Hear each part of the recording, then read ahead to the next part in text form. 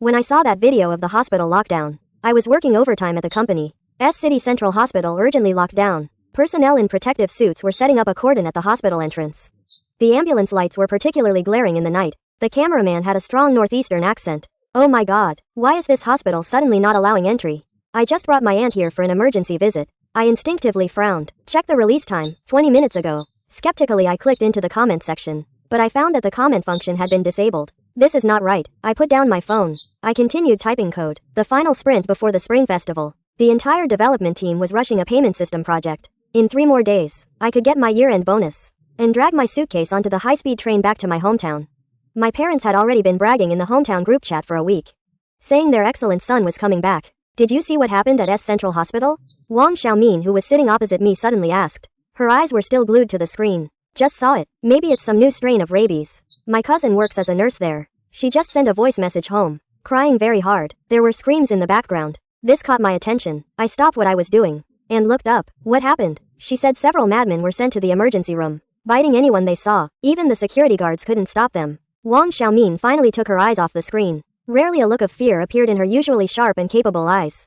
She told us to go home quickly and lock our doors and windows, and absolutely not to go out, saying there was blood all over the hospital, and the police had already sealed off the building. Biting people? I felt a chill down my spine. No way. Like in a movie? I also thought she was overreacting. But she's in the ICU. She wouldn't usually make jokes like this. Wang Xiaomin shook her head and continued working. Anyway, my mom has already gone to the supermarket. I pretended to continue working, but my brain was already running at full speed. My programmer's mind instinctively searched for patterns and anomalies. I took out my phone and checked the mainstream news platforms. There were no related reports.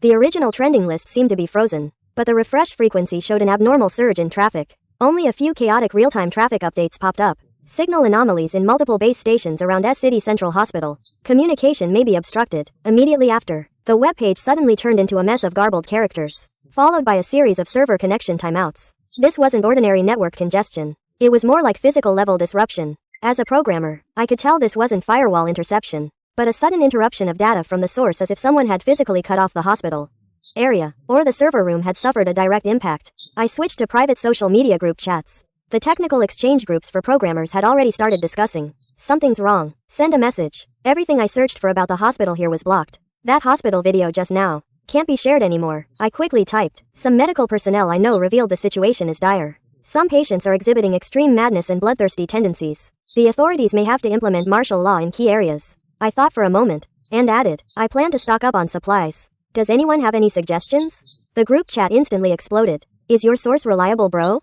Damn, are there really zombies? Stop kidding. It must be mental patients who escaped. As I was browsing these replies, my phone vibrated and a prominent red alert popped up from a ticketing app. Dear traveler, due to a severe power system failure at City Hub Station, the Railway Signal Dispatch Center has been temporarily taken offline. All trains entering and exiting City are indefinitely delayed or suspended. Your purchased G1357 train cannot depart normally. I stared at my phone screen, feeling my blood run cold. As a transportation hub, City has multiple redundancies for backup power and dispatch systems. Unless there was a physically destructive strike, all external transportation would never be cut off without warning. Almost at the same moment, on the office's large screen, the team project management software suddenly popped up an all-staff notification. According to the building management and police report, multiple violent assault incidents have occurred in the CBD area, posing a high security risk. The company has decided to evacuate all staff immediately. Please, colleagues, abandon your current work. Do not use the elevators, and quickly evacuate the building via the fire escape routes. The office was in an uproar. What's going on? Are we working from home again? My home internet speed is not good. Will the deadline for this project be extended? I just received a message from my wife. The supermarket is already packed. I quietly closed my laptop and quickly stuffed essentials into my backpack. My programmer's intuition told me, when a system shows multiple abnormal indicators, it often signifies an impending catastrophic failure. Wang Xiaomin also stood up from across from me. She glanced at me. My cousin just messaged. She's being asked to stay at the hospital and not go home, saying the situation inside the hospital is already out of control. Everyone must be quarantined on site to prevent the spread of unknown aggressive behavior outside. We looked at each other and saw panic in each other's eyes. How long? How long for what? From the first attack to now. How long? According to my cousin, the first one to go mad and bite people appeared last night. The emergency room was already out of control this morning. There were at least 5 or 6 madmen biting anyone they saw. It's spreading fast. Which neighborhood do you live in? Shuyan Wachon, East District. Don't you live in the West District? I nodded. I'll go to the supermarket later. Is there anything you need me to bring back? No need, my mother-in-law is already going shopping. She hesitated. Li Wei, do you really think it's going to be that serious? I am not sure. I'll answer honestly, but I'd rather be overprepared than underprepared. Leaving the company building. The outside world looks no different than usual. The days in S-City are not as cold as in the north, but it's enough to make you exhale white mist. The crowd on the street seems to be larger than usual, but there is no obvious panic. Most people don't know what's happening yet. As I approached Yonghui supermarket near my residential area, abnormal scenes began to appear. A long queue had already formed at the supermarket entrance. People's shopping carts were piled high. I saw people directly carrying away entire boxes of mineral water and instant noodles. I stood at the supermarket entrance and calculated the time. It would take at least an hour to get in. I decided to go home first and check my home inventory, then decide on a procurement plan. After all, a programmer's thinking is like this: first assess the needs, then execute. Walking into Shuyan Wachung residential area, I seriously looked at the place where I had lived for 3 years for the first time. More than 30 high-rise buildings, about 2,000 households. Gym area, small commercial street, closed management, but the security is like a mere formality. Access cards have long been copied everywhere. The security guards are just sitting symbolically in the guard booth. If this disaster gets out of control, what will this place become? Entering the apartment building, I met Grandma Zhang from downstairs in the elevator. She was carrying a few bags of vegetables. Seeing me, she visibly relaxed. Xiao Li, can you press the button for the 14th floor for me? I can't hold it. I pressed the button for her. Noticed that in her shopping bag, besides several large bags of noodles, there were also several bags of high-calorie brown sugar. Grandma Zhang, have you heard any news? I asked tentatively. The old lady's shrewd eyes sized me up. You know too? My son just called and said we might have to be quarantined. Told me to buy more food. She lowered her voice. Xiao Lu in 903 in our building works at the central hospital. He wasn't allowed to go home today. They said medical staff would be arranged accommodation uniformly. This information confirmed what my cousin Wang Xiaomin said. The unease in my heart grew stronger. Do you usually have any food at home? I asked. Grandma Zhang smiled. I've lived a long life. I've been through a lot. The small storage room in the main room is packed full. I also planted a lot of vegetables on the balcony. Enough for me to eat for a while. The elevator reached the 14th floor. I helped Grandma Zhang carry her things to the door. Xiao Li, you're alone in S-City. If you need any help, come to Grandma. She patted my hand. Buy more food. Supermarkets are already starting to be looted. Back to my single apartment on the 17th floor. I immediately opened the refrigerator and storage cabinets to take stock. The situation was not optimistic. Only half a bag of frozen dumplings in the refrigerator, 2 apples and a few bottles of beer, half a bag of rice in the kitchen cabinet, 2 packs of instant noodles and some seasonings. As a programmer who has relied on takeout for years, my home supply level is almost zero. I took out my laptop and started making a list. If I have to isolate at home for 2 weeks, I will need at least 20 liters of drinking water, dry food, rice noodles, instant food, canned and long-term preserved food, necessary medicines, fever reducers, anti-inflammatory drugs, daily necessities, toilet paper, toiletries, protective gear, respirator, alcohol, backup power bank, batteries. After finishing the list, I opened the window and looked out. There were clearly more people in the neighborhood than usual. Many people were pushing luggage and rushing to leave, possibly heading back to their hometowns. Others were returning with large bags of groceries from the supermarket. My phone suddenly rang. It was a video call from my mom. Her anxious face immediately appeared on the screen. Son, what's going on over there? Your dad's classmate works in S-City. He said the situation isn't good. Yeah, it seems to be some kind of rabies variant. Some say it's water pollution causing manic depression. I tried to keep my tone calm. It's a bit chaotic outside right now. The company told us not to go out until public order is restored. Just received a notification the tickets have been cancelled. I hesitated for a moment. Mom, it should be fine. It's just a temporary curfew arresting fugitives or something. On the other end of the phone, my mom uncharacteristically didn't pester me about coming home. Instead, she said, then don't come back. Stay home and be safe. Your dad's classmate said this time it might not be simple. Armored vehicles from the military have entered the city. It doesn't look like they're arresting people, more like fighting a war. Have you stocked up on food? It seems the news from home might be more accurate than what we're getting here.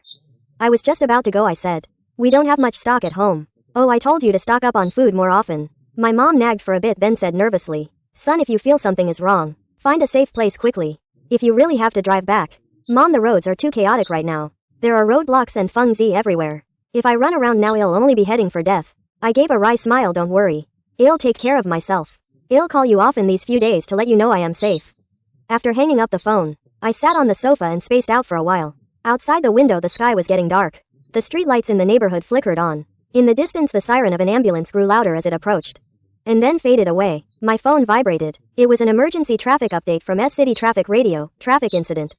Due to multiple serial traffic accidents and sudden public security incidents, major outbound highway intersections in our city have been temporarily closed. Currently, outbound traffic is severely congested. No estimated time for reopening. Please do not travel to the affected areas. Lock your car doors and windows and be aware of potential dangers. I took a screenshot and sent it to the programmer group. Guys, traffic control, it seems so. The group immediately exploded. Someone posted a live video from near a hospital. Special police have set up a double cordon. Several people in heavy riot gear are working together to escort a struggling patient in. I watched the video with a frown. I had seen videos of past medical disputes or mental patient outbursts online. But the patient's behavior this time was clearly different. That savage, twisted, jointed, beast-like biting and struggling reminded me of scenes from horror movies. My phone vibrated again. This time it was a message from the company's technical supervisor. Starting tomorrow, work from home? The project will proceed as usual. Li Wei, you live in Shuyan Wachung, right? My brother-in-law is the property manager of that complex. If anything happens, you can contact him. I'll give you his number. I thanked him and saved the number to my phone.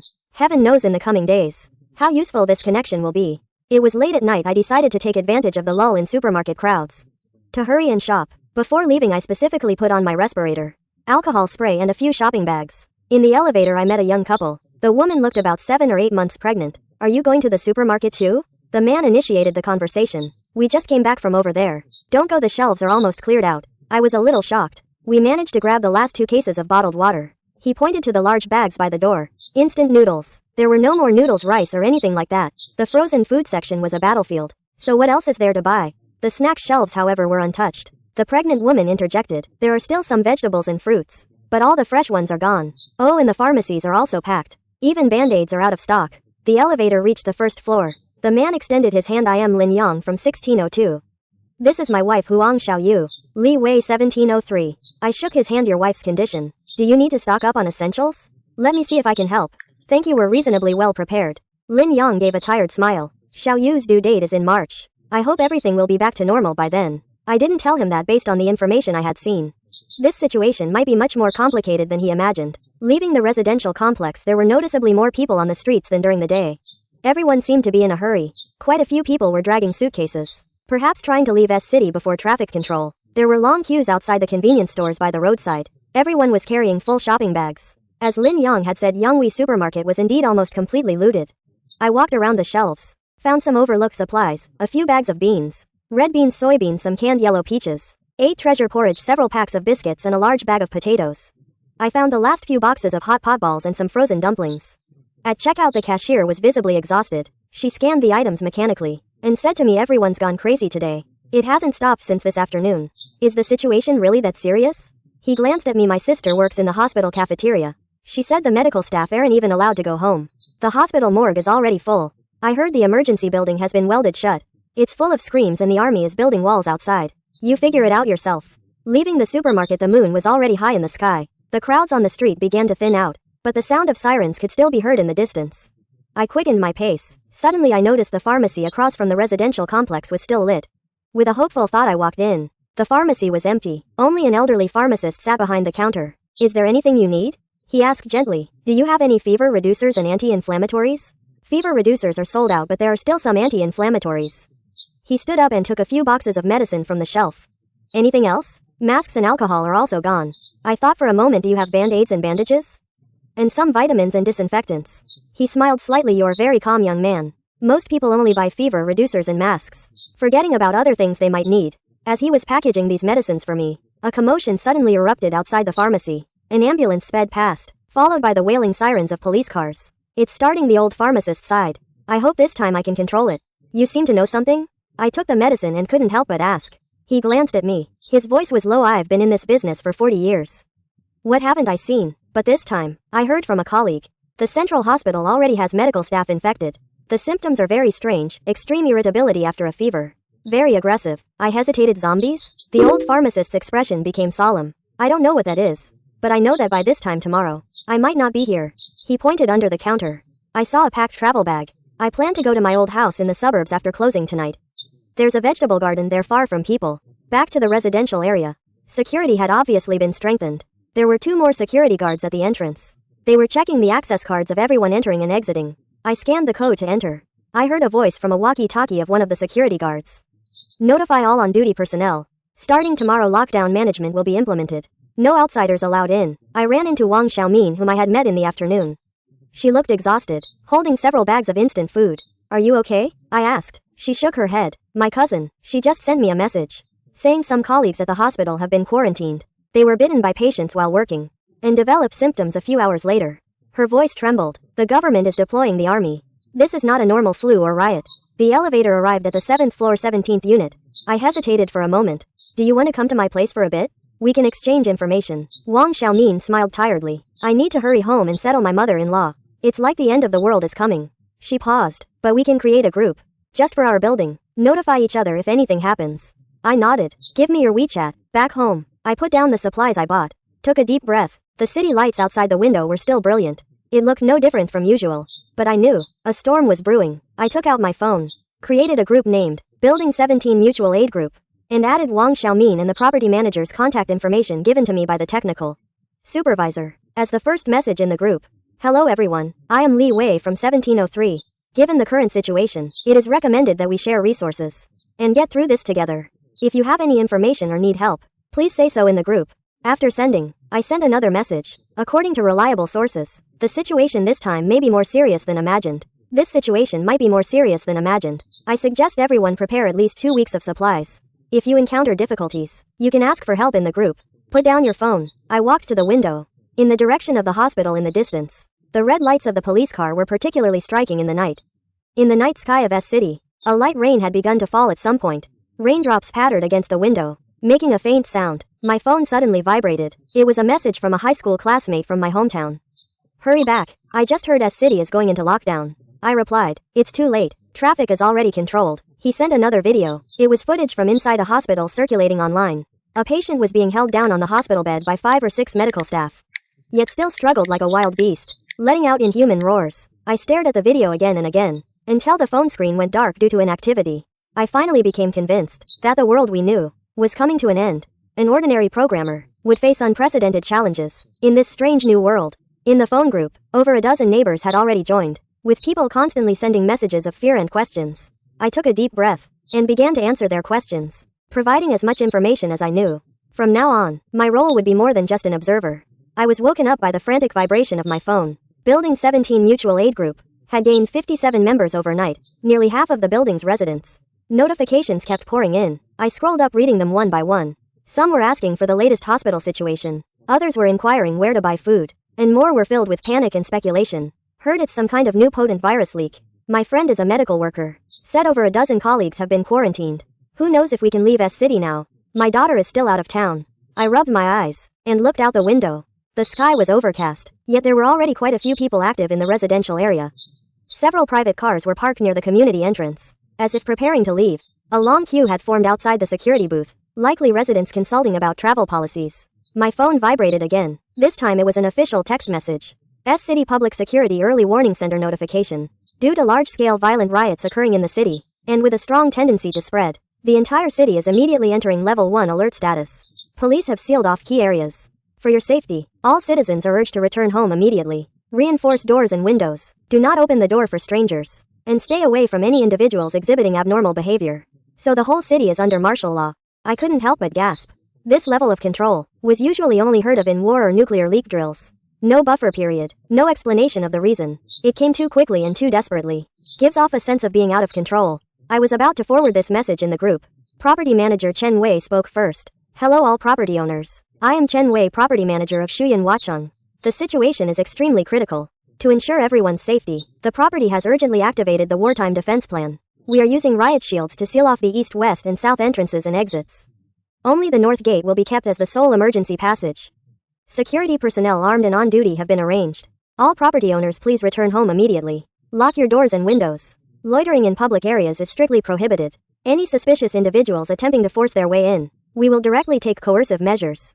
Immediately after, Wang Xiaomin sent a message. My cousin just contacted me. The situation is worse than I imagined. The hospital has sealed off the entire inpatient building. A highest level biological contamination exclusion zone has been established. The army has entered the hospital. All external communications have been cut off.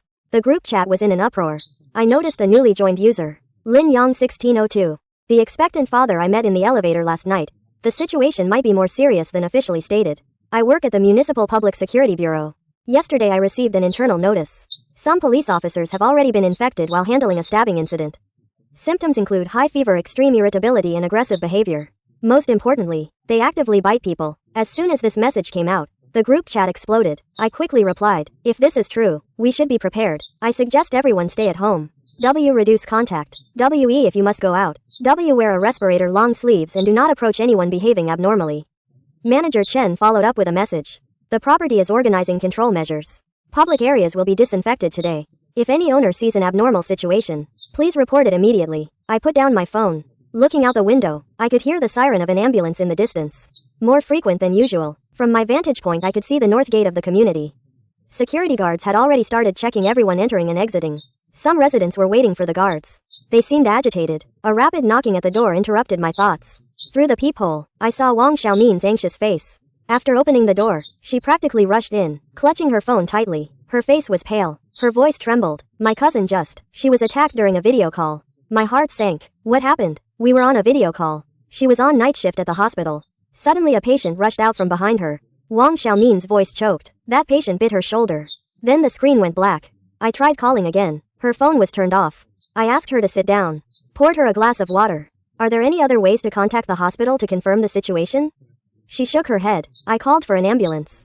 I was wondering if I should call the police. Don't rush yet. I thought for a moment. Calling the police might not be useful. The police force should have already been fully mobilized. Which area does your cousin work in at the hospital?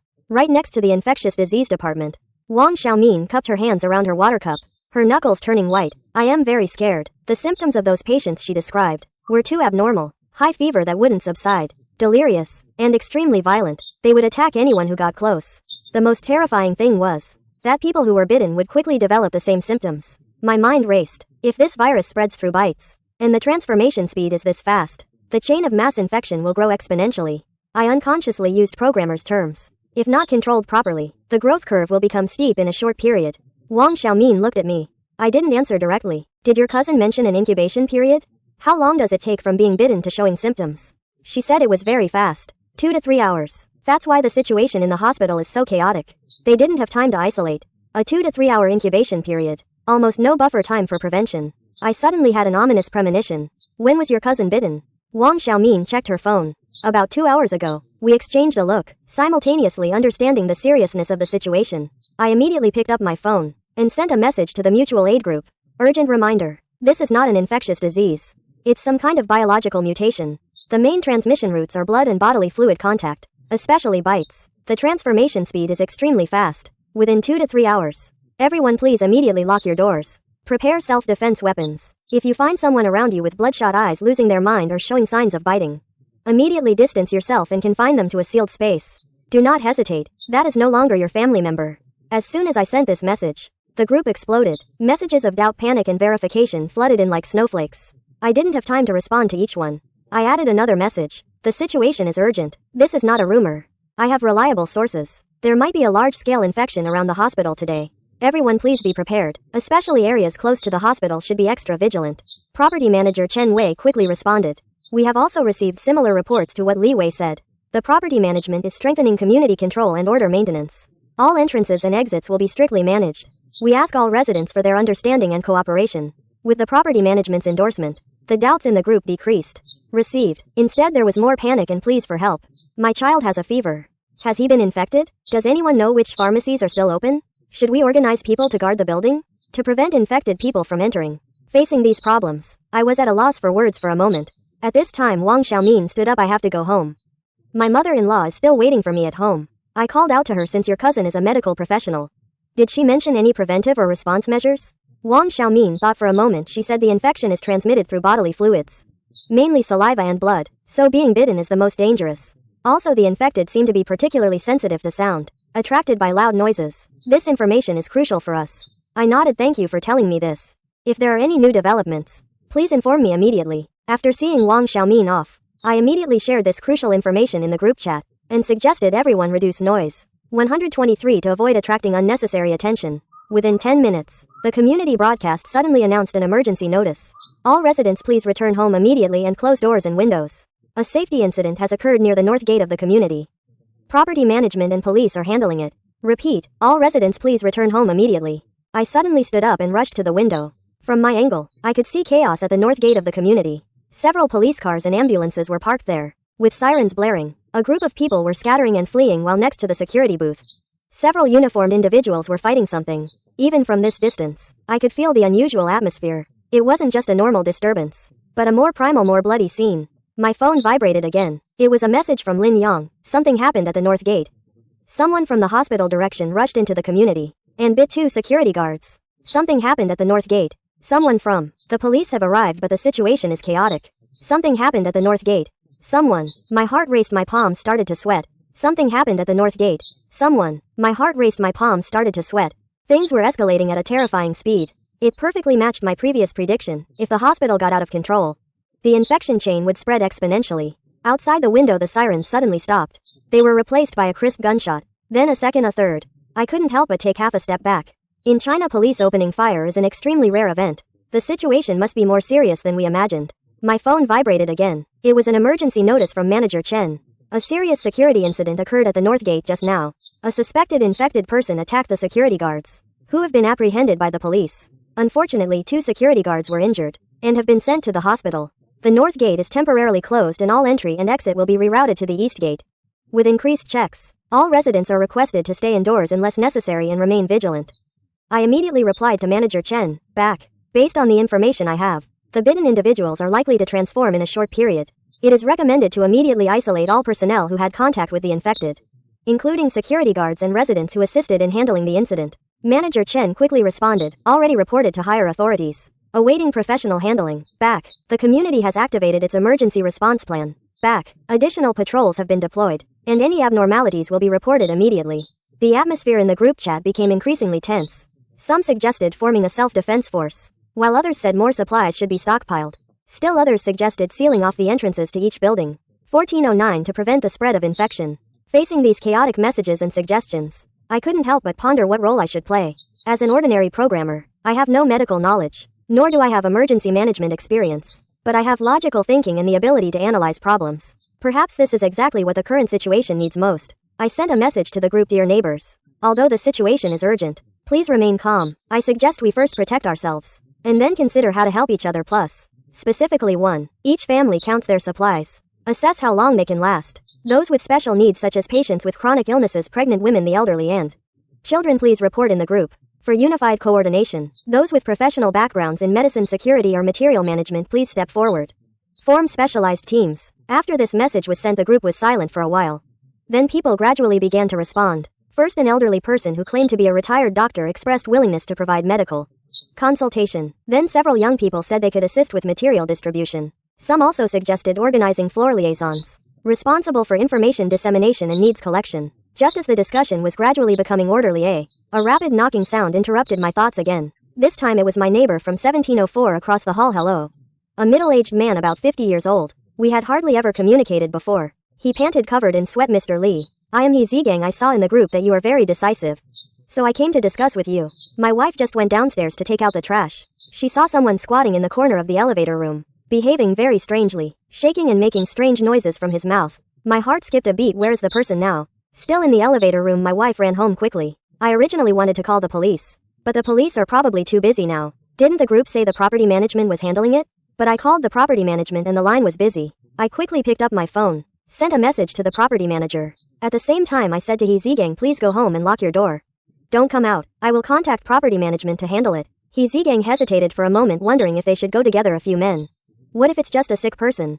I shook my head. Too dangerous. If it's an infected person, getting close will only increase the risk. The best way is to wait for professionals to handle it. After sending He Zigang away, I immediately reported the situation in the group, and specifically reminded residents on the 17th floor not to use the elevator for the time being.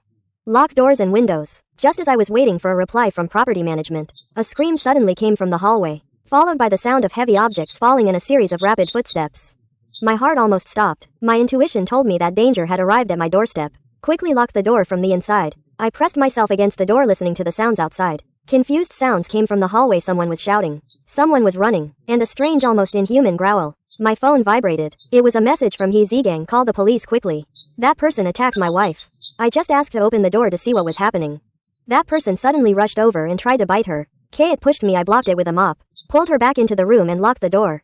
Almost simultaneously pushed me. I heard my door being hit once. Then a second time, even harder. A chilling scratching sound came from outside the door, accompanied by heavy breathing. I held my breath, my mind racing. That infected person is right outside my door. It might be trying to break in. A normal anti-theft door should hold for a while. But I can't just sit here and wait. Looking around, I quickly pushed the shoe cabinet in the entryway in front of the door.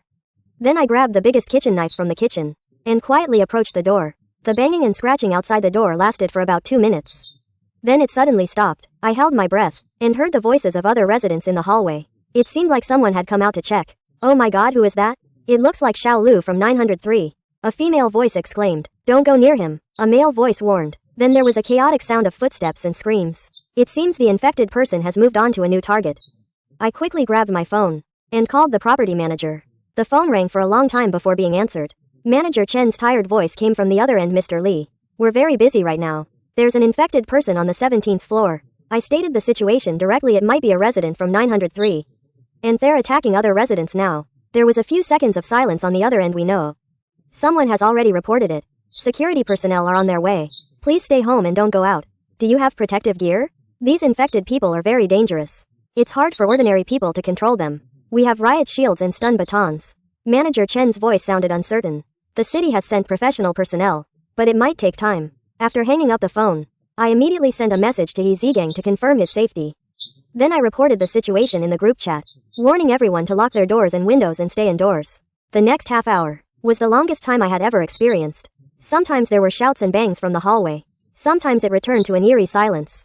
I sat behind the door holding the kitchen knife, ready to deal with any possible intrusion. A neat sound of footsteps came from the stairwell. Through the peephole, I saw several people in special protective suits walking up to the 7th floor. They were holding riot shields and unknown equipment.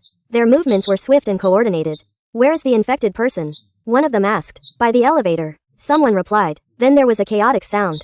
I heard the buzzing of a stun gun, followed by the sound of heavy dragging. A few minutes later everything returned to calm. My phone vibrated. It was a message from the property manager. "The situation on the 17th floor has been controlled and the infected person has been taken away. All residents are asked to continue staying at home and not to go out. Staff will be disinfecting public areas. If there are any abnormalities, please report them immediately." I let out a long sigh of relief. My muscles finally relaxed, but I knew this was just the beginning. If similar situations occurred throughout the city, the situation would quickly escalate. I saw several specially marked vehicles in the community, not ordinary police cars, but military armored vehicles. Several heavily armed soldiers were setting up a checkpoint at the entrance of the community. An unprecedented tense atmosphere enveloped the entire community. In the distance the city skyline remained beautiful. Tall buildings twinkled with lights in the twilight. But who knew what was happening behind those lights? What was happening? I picked up my phone and sent a message to my parents. "I am safe. Don't worry. There are some situations here, but everything is under control. I will report my safety regularly." Then I opened my computer and started recording everything that happened today. If this is truly an unprecedented disaster, then every detail, every observation could become crucial. In the glow of the screen I began to type. January 26, 2023. In Building 17 Shuyan Wachong Residential Area S City. Witnessed the first infected person. Outside the window night fell. The city lights flickered in the darkness, as if countless eyes were watching this world that was quietly changing. For the next 3 days, the entire city fell into an eerie calm. Official media continued to report on a special flu, but everyone knew the truth was far more terrifying. The army blockaded the main roads in the city. Quarantine zones were set up around hospitals. Videos of violent infections on the internet, though quickly deleted, still spread at an astonishing rate. The number of members in the Building 17 mutual aid group had increased to 94, almost covering all residents. I don't know when it started, but everyone defaulted to me being the backbone of this group. All sorts of questions and pleas poured in. I heard the supermarket isn't restocking anymore. My rice is almost gone. What should I do? My elderly parent needs blood pressure medication. Does anyone know where else I can buy it? My neighbor in 103 had a fever last night. Should the residents on our floor move out?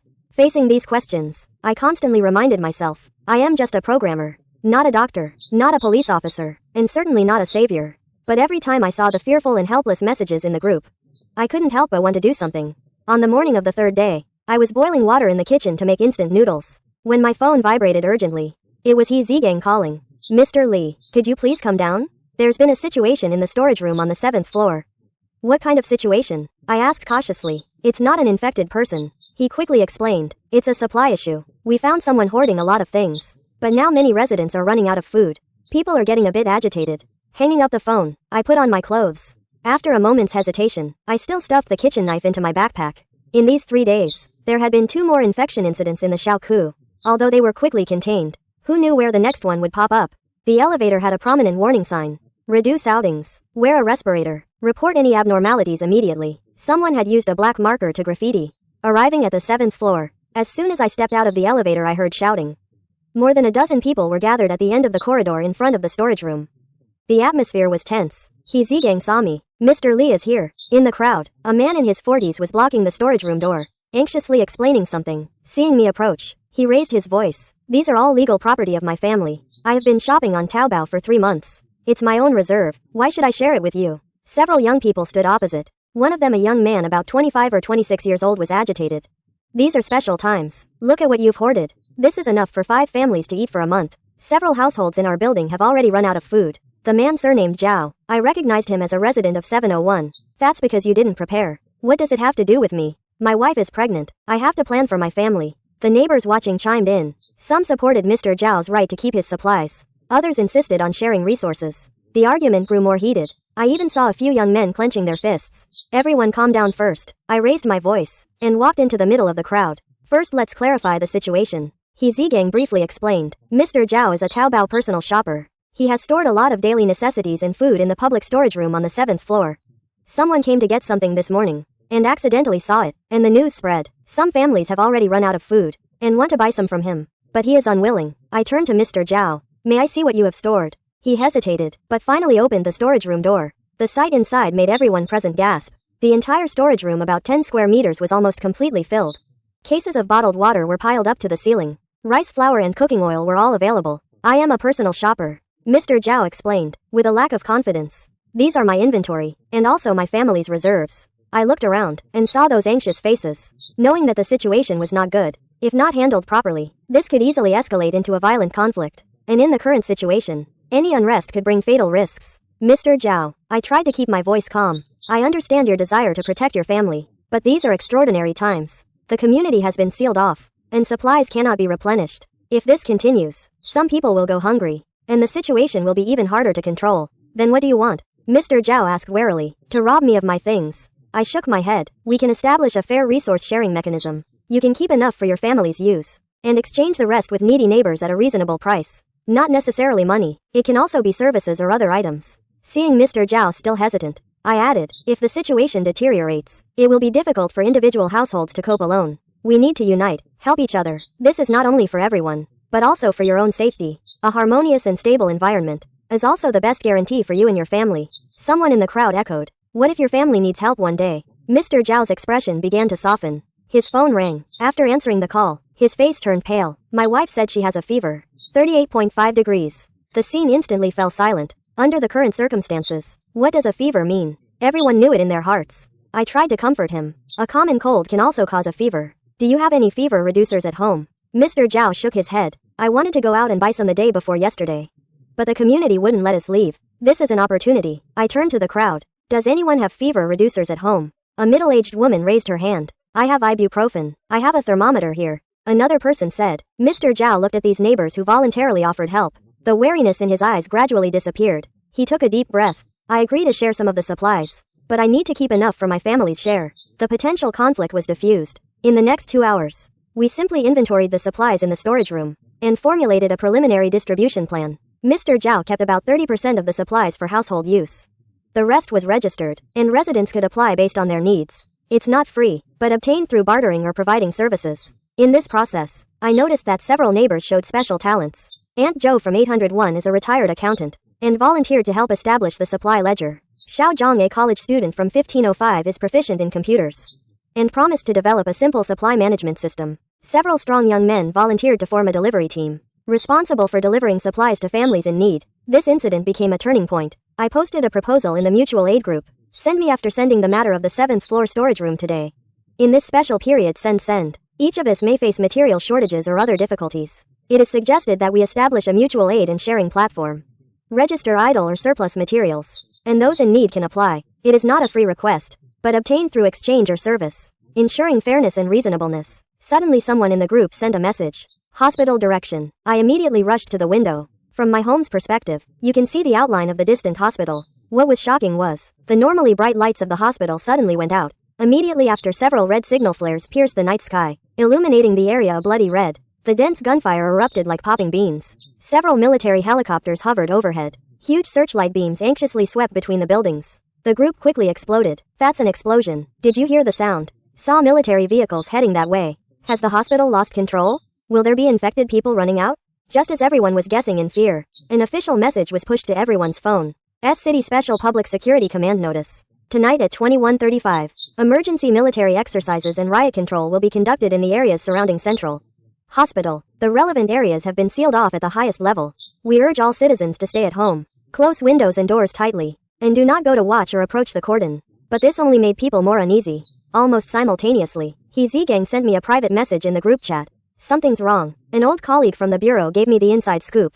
It's not an exercise at all. The quarantine line inside the hospital has collapsed. A large number of infected people rushed out. The SWAT team is trying to establish a second line of defense. They can't hold them back. My heart sank. If the hospital is truly out of control, it means a large number of infected people could flood the city.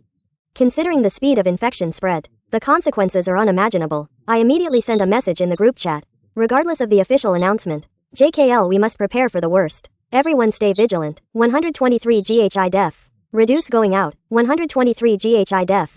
Strengthen door and window protection. 123 GHI ABO. 123 designate a liaison for each floor, responsible for information dissemination and situation reporting. If any abnormality is found, 3. Immediately notify property management and everyone in the group. Property manager Chen Wei followed up. 3. Property management has been notified. Strengthen community epidemic prevention and control. The east gate will also be temporarily closed. Only one entrance and exit will be kept open. Security guards will be on duty 24 hours a day. Unless necessary, residents are asked not to go out. Seeing these messages, the panic in the group chat subsided slightly. The real battle may have just begun. It's late at night. I lay in bed unable to sleep. The faint light of my phone screen illuminated the dark room. I kept refreshing various news sources, trying to understand the real situation outside. Official channels maintained a restrained tone, only stating that the anomaly was under effective control, and social order was stable. But from various unofficial channels, I pieced together a more terrifying picture. Multiple areas in the city have reported the presence of infected individuals. Some communities have already fallen. The military is establishing quarantine zones and safe zones. Most unsettling is that the infection seems to be evolving. The latest reports indicate that some infected individuals exhibit higher intelligence and coordination. They are no longer simply attacking mindlessly, but are purposefully hunting prey, and even attempting to use simple tools. At 2 in the morning my phone suddenly rang. It was Lin Yang. Are you asleep? His voice was low, as if afraid of waking his family. There might be a major operation tomorrow. The military plans to establish a large safe zone in the city center to house uninfected citizens. My heart tightened. We need to evacuate the community. The current plan is to transfer in batches. But, he hesitated for a moment. The road will be very dangerous. According to the latest intelligence, the number of infected people in the city has exceeded expectations. Some areas have almost fallen. So what should we do? If possible, I suggest we temporarily stay in the community. Shuyan Wachang is relatively remote, so the density of infected people is lower. Wait until the first batch of transfers is completed, and then consider it when the route is safe. This is consistent with my judgment. Currently the community is relatively safe inside. As long as we strengthen our defenses, there should be no major problems for now. Can you inquire about the specific situation again? Especially the transfer routes and times. This is very important to us. I'll do my best. However, communication has been strictly controlled recently, and a lot of information has been blocked. Hanging up the phone, I fell into thought. If a large-scale transfer really starts tomorrow, we need to be fully prepared. But before that, there are more urgent matters to deal with. The next morning, I convened the leaders of the various groups formed yesterday, and held a brief online meeting. I shared the possible evacuation plan, and emphasized the importance of strengthening the community's own defenses before then. There are 3 most important tasks now, I said. Complete the inventory and distribution of supplies, ensuring that every family has basic survival supplies. Second, strengthen community security, especially the entrances and exits and the doors and windows of low-rise residences. Establish an information network, to ensure that information can be transmitted quickly and accurately. After the meeting, the groups immediately took action. The supply group began to conduct a survey of the supply situation of all residents in the building. The security group, with the cooperation of the property management, used debris and wire to reinforce all entrances and exits. The information group established a more structured reporting mechanism, designating a liaison for each floor, responsible for the upload and download of information. At 3 p.m., Mr. Zhao's wife's fever subsided. The medical team confirmed it was just a common cold. After this good news spread, the atmosphere in the entire building noticeably eased. While we were busy strengthening the community's defenses, the situation in other parts of the city was rapidly deteriorating. From the intermittent news, the areas around the hospitals had become severely affected. The number of infected people surged, and the quarantine zones and checkpoints set up by the military were constantly breached. The safe zones were shrinking step by step. At 6 p.m., our supply inventory work was basically completed. The results were worrying. About 20% of the households in the building had only about 2 days of food left. There were also a few special families, such as those with infants or chronic patients requiring special medication, facing urgent supply shortages. Based on the survey results, we formulated a simple supply distribution plan, concentrating the donations from Mr. Zhao and several other residents with surplus supplies, prioritizing the needs of special families, and then ordinary families with severe supply shortages. The entire process was open and transparent, and all exchange activities were recorded. The first batch of supplies began to be distributed. He Zigang and I, along with Xiao Zhang, pushed a handcart borrowed from the property management, delivering supplies door to door. We will briefly introduce the source and distribution principles of the supplies, then ask if they have any other needs or can offer any help. To my surprise, many families who seemed to be short of supplies actually had abundant resources or skills in other areas. Old Li from 1002 is a retired electrician. He volunteered to help inspect the circuits. Aunt Zhang from 1204 knows traditional Chinese massage and is willing to provide services to neighbors in need. The young couple from 1603 know how to make simple protective equipment. Neighbor leader, Auntie. The young couple from 1603 know how to make simple protective equipment. Massage lead, they promised to provide a set of protective masks to each household. And so, a small community based on mutual aid and exchange gradually formed. This was not just material support, but more importantly it gave everyone a sense of belonging and security. In this world full of unknowns and fear, we are not alone. At 10:30 at night, the supply delivery work finally came to an end. I dragged my tired body home. As soon as I sat down to rest, my phone suddenly rang with an emergency alarm. It was the city's air defense alarm system. Almost simultaneously, the group chat exploded. Why is the air defense alarm sounding? Are they going to bomb the infected area? Where is the official notification? Who knows the specific information? Just as everyone was panicking, an official push notification appeared on everyone's phone. Emergency notice. Effective immediately, as city will implement a curfew. From 2200 to 6 o'clock the next day, all personnel and vehicles are prohibited from outdoor activities. Violators will be held responsible. The military will carry out clearing operations in some key areas during the curfew. Citizens are requested not to go out, close doors and windows, and reduce noise. In case of emergency, please call the emergency hotline. Immediately after, the roar of helicopters could be heard in the distance. Several strong searchlights swept across the night sky. From my window, I could see several fires rising in the direction of the city center. I could faintly hear gunshots and explosions. The war has begun, not a war between people, but a survival battle between humanity and those infected who have lost their humanity. I stood by the window, looking at the distant flames, my heart filled with mixed emotions. I was just an ordinary programmer busy with year-end bonuses and going home for the new year. Now I am leading the neighbors in a building to fight an unprecedented disaster. My phone vibrated again. It was a message from He Zigang. Did you see what's happening outside? Do you think the military will clear out the infected areas? Do you think it will affect us here? It should end for now. Our community is relatively safe. The number of infected people is limited. But for safety reasons, everyone must strengthen their vigilance tonight, especially residents on lower floors. I suggest organizing personnel to take turns on duty and report any abnormal situations promptly. He Zigang responded quickly. I have already contacted a few young people, and we are ready to take turns on duty in the lobby downstairs. If you don't mind, could you also come and guide us? Everyone trusts you very much. I checked the time. It was almost midnight, but in this time of crisis, no room for refusal. It'll go down right away. Get dressed. After rechecking the cleaver and flashlight I carried with me, I opened the door and walked towards the elevator. The elevator door slowly closed. In the mirror I saw my tired but determined eyes. I don't know what tomorrow will bring, but at least today, the residents of our building have found a way to coexist and help each other.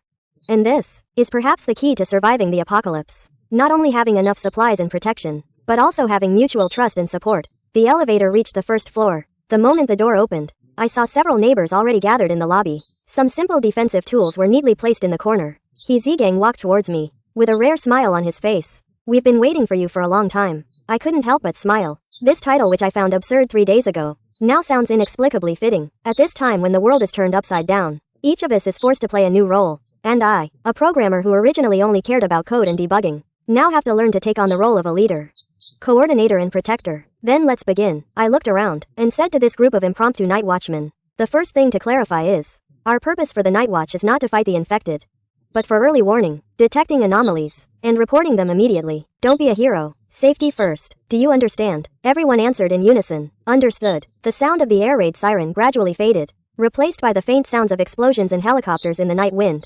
No matter what the outside world becomes, at least in this small community, people have found a way to survive the apocalypse. The morning sun shone through the window. I woke up startled on the sofa. Last night's watch lasted until 3 in the morning. After returning home, I didn't even get into bed. I just collapsed on the sofa and fell asleep. The city was shrouded in an eerie silence. Gone was the usual hustle and bustle of traffic. Only the occasional sound of helicopters broke the silence. I picked up my phone. The dense message notifications on the screen instantly woke me up. East District, large number of infected found. WNZ. Military is evacuating residents on Shihu Road. Does anyone know the situation at Huan residential area? Heard it's already fallen. The most eye-catching was the message from He Zigang half an hour ago. Something happened at the South Gate U. I immediately got dressed, grabbed my backpack and rushed out the door. In the elevator I met Aunt Jo, who was also rushing downstairs. Her face was grim. What happened? I don't know. He Zigang told me to go to the South Gate. I just passed by the window and saw a lot of people gathered at the South Gate. They seemed to be arguing about something. Aunt Jo frowned. Everyone's emotions have been unstable these past few days. The elevator reached the first floor. We quickly walked towards the South Gate. We saw a crowd gathered there. The voices were noisy. Property manager Chen Wei stood in the middle. It seemed like he was trying to mediate something. I saw He Zigang and several others blocking the South Gate of the community. A group of strangers stood opposite them. About 20 people. Their clothes were tattered. Their expressions were tired and desperate. What's going on? I walked up to He Zigang and asked. Residents from the neighboring Mingzu Garden. They said their community had fallen, and they wanted to come in for refuge. He Zigang lowered his voice. I suspect some of them are infected. I carefully observed the crowd opposite. Indeed, several of them looked very wrong.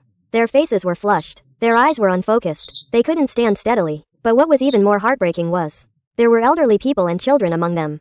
A young mother was holding an infant. Her eyes were full of pleading.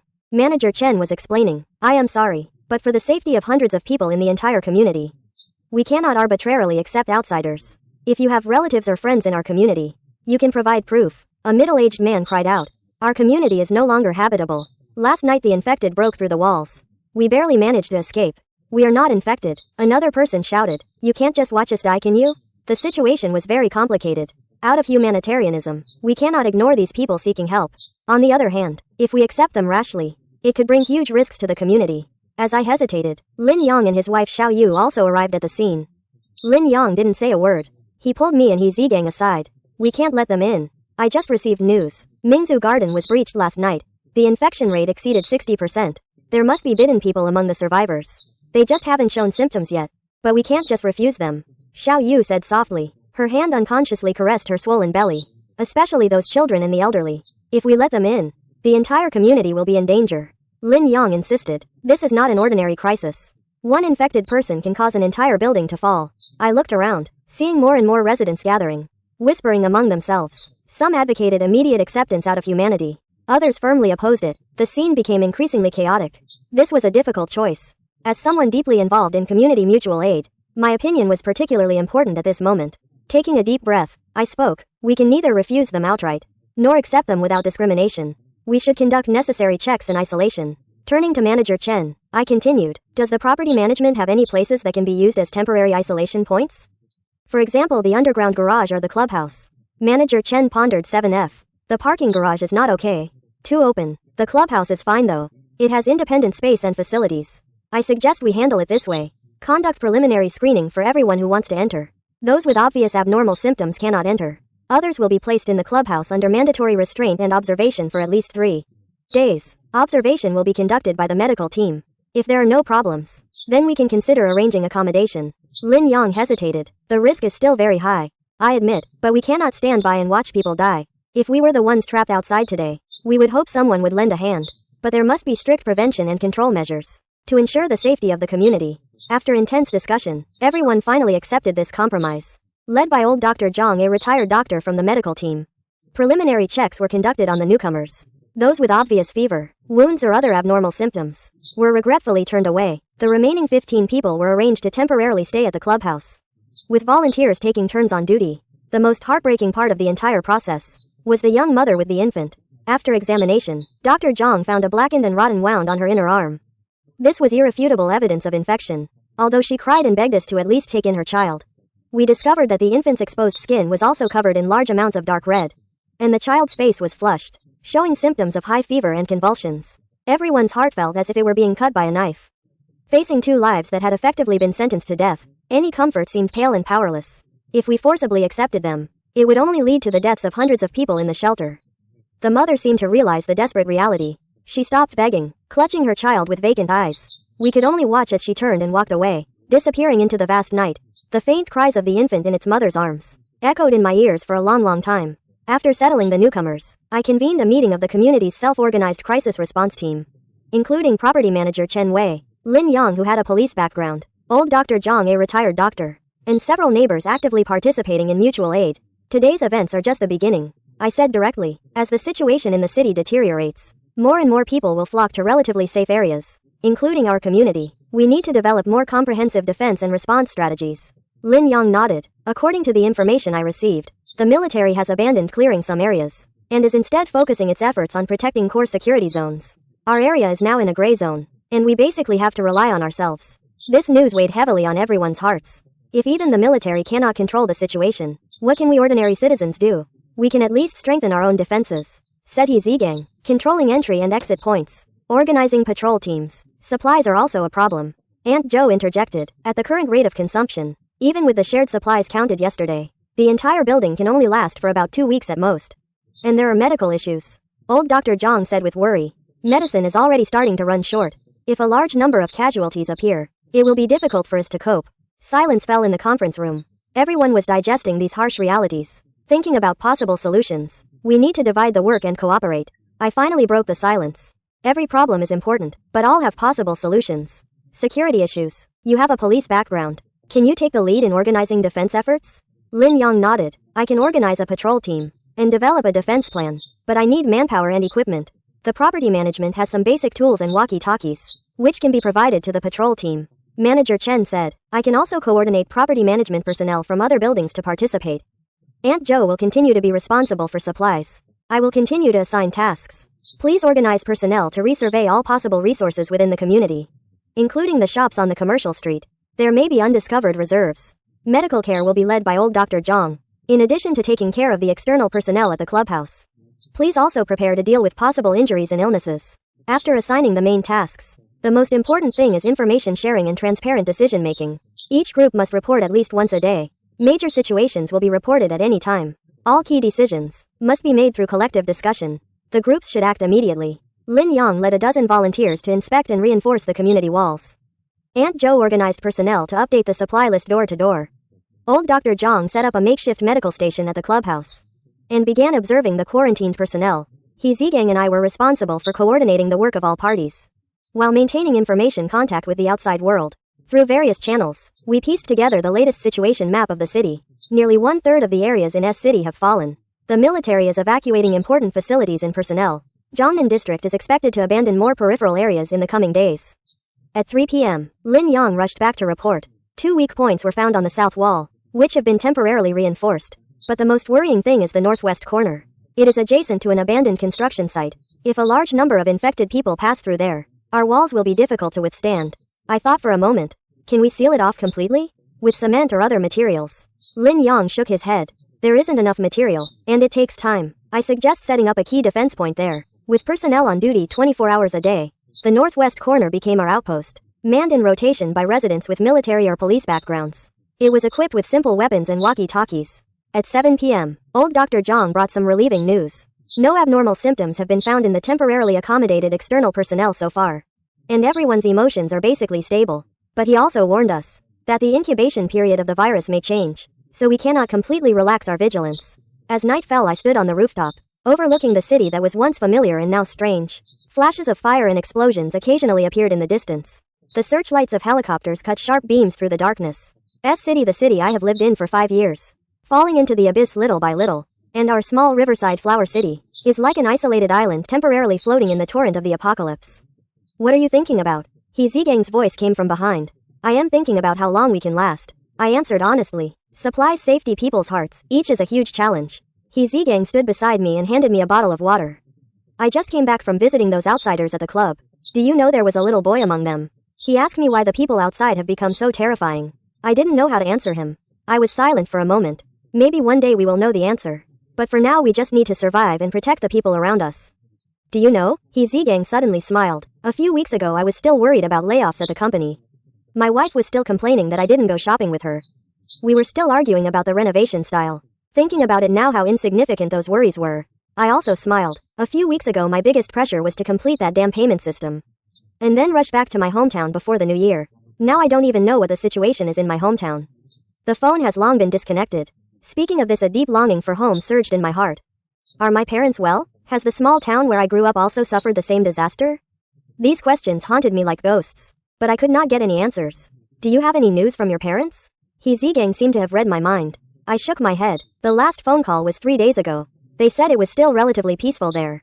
But now all long-distance communication is interrupted. We can only pray for their safety. They will be fine. He Zigang patted my shoulder. The countryside is much safer than the city. Low population density, small risk of infection spread. I hoped he was right. But in this uncertain world, hope seemed like a luxury.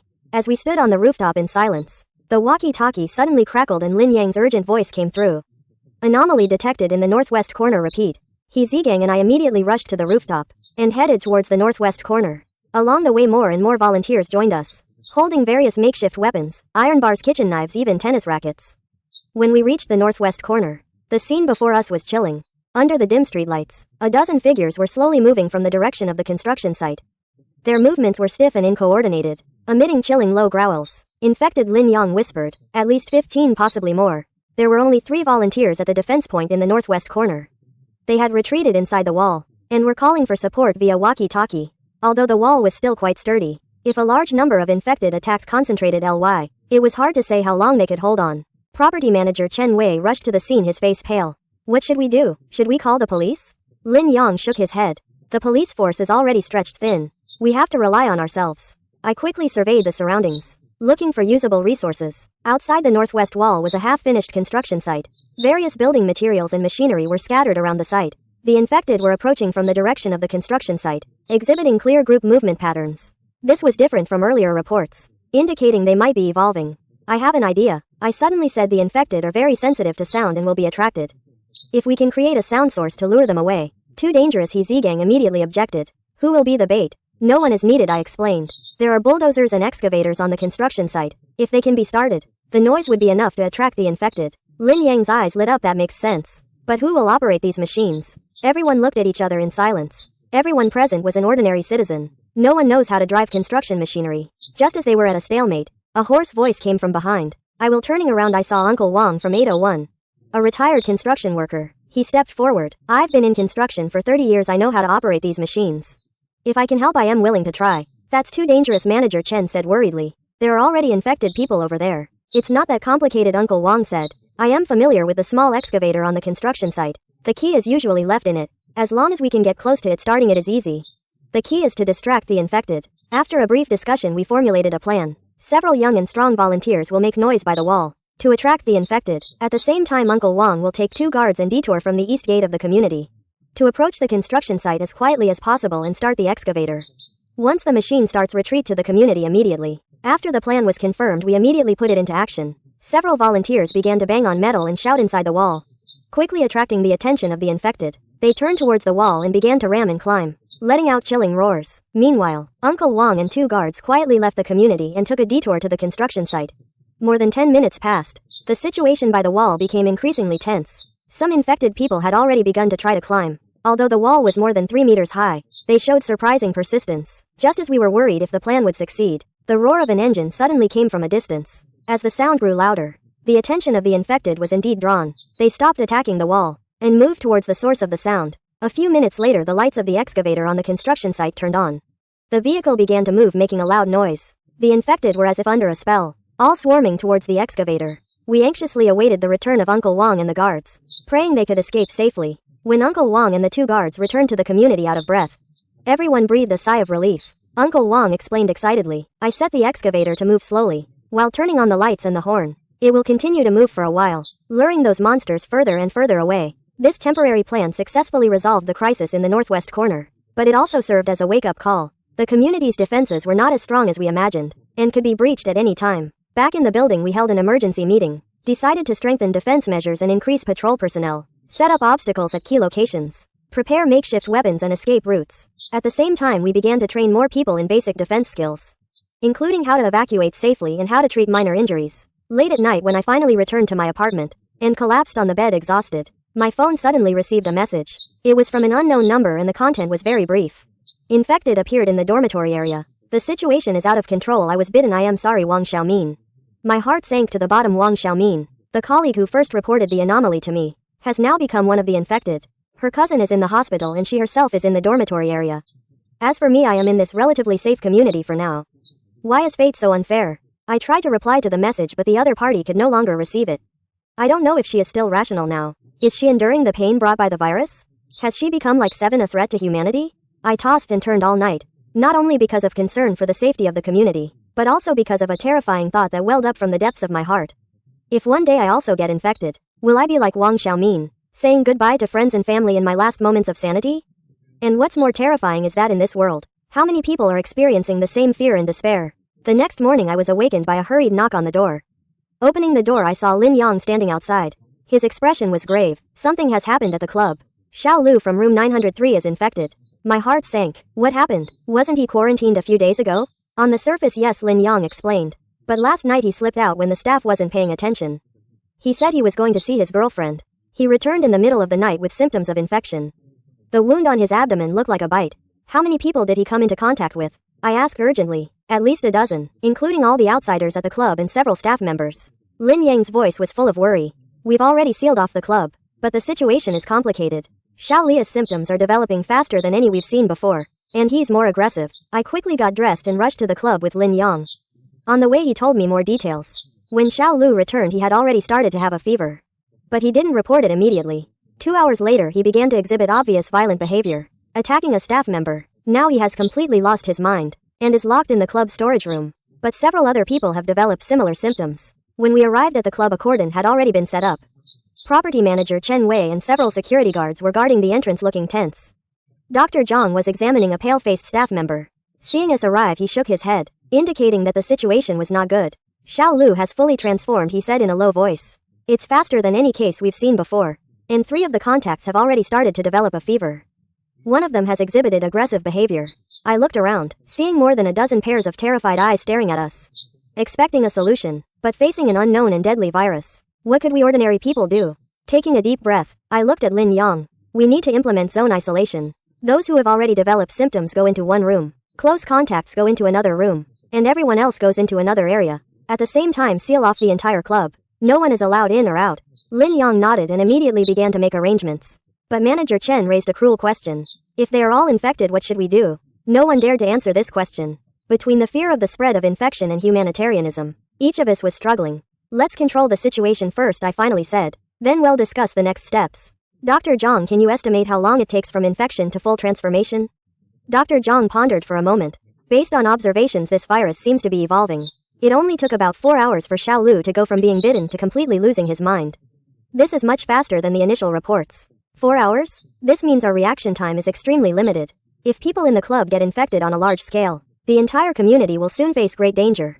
As we were discussing countermeasures, a scream suddenly came from the clubhouse. Then came the sound of heavy objects falling and glass shattering. What's going on? Lin Yang asked vigilantly. A volunteer who ran out of the clubhouse reported in terror. Mr. Wang in room 2 has had an episode. He attacked the caregiver and is now trying to break out of the room.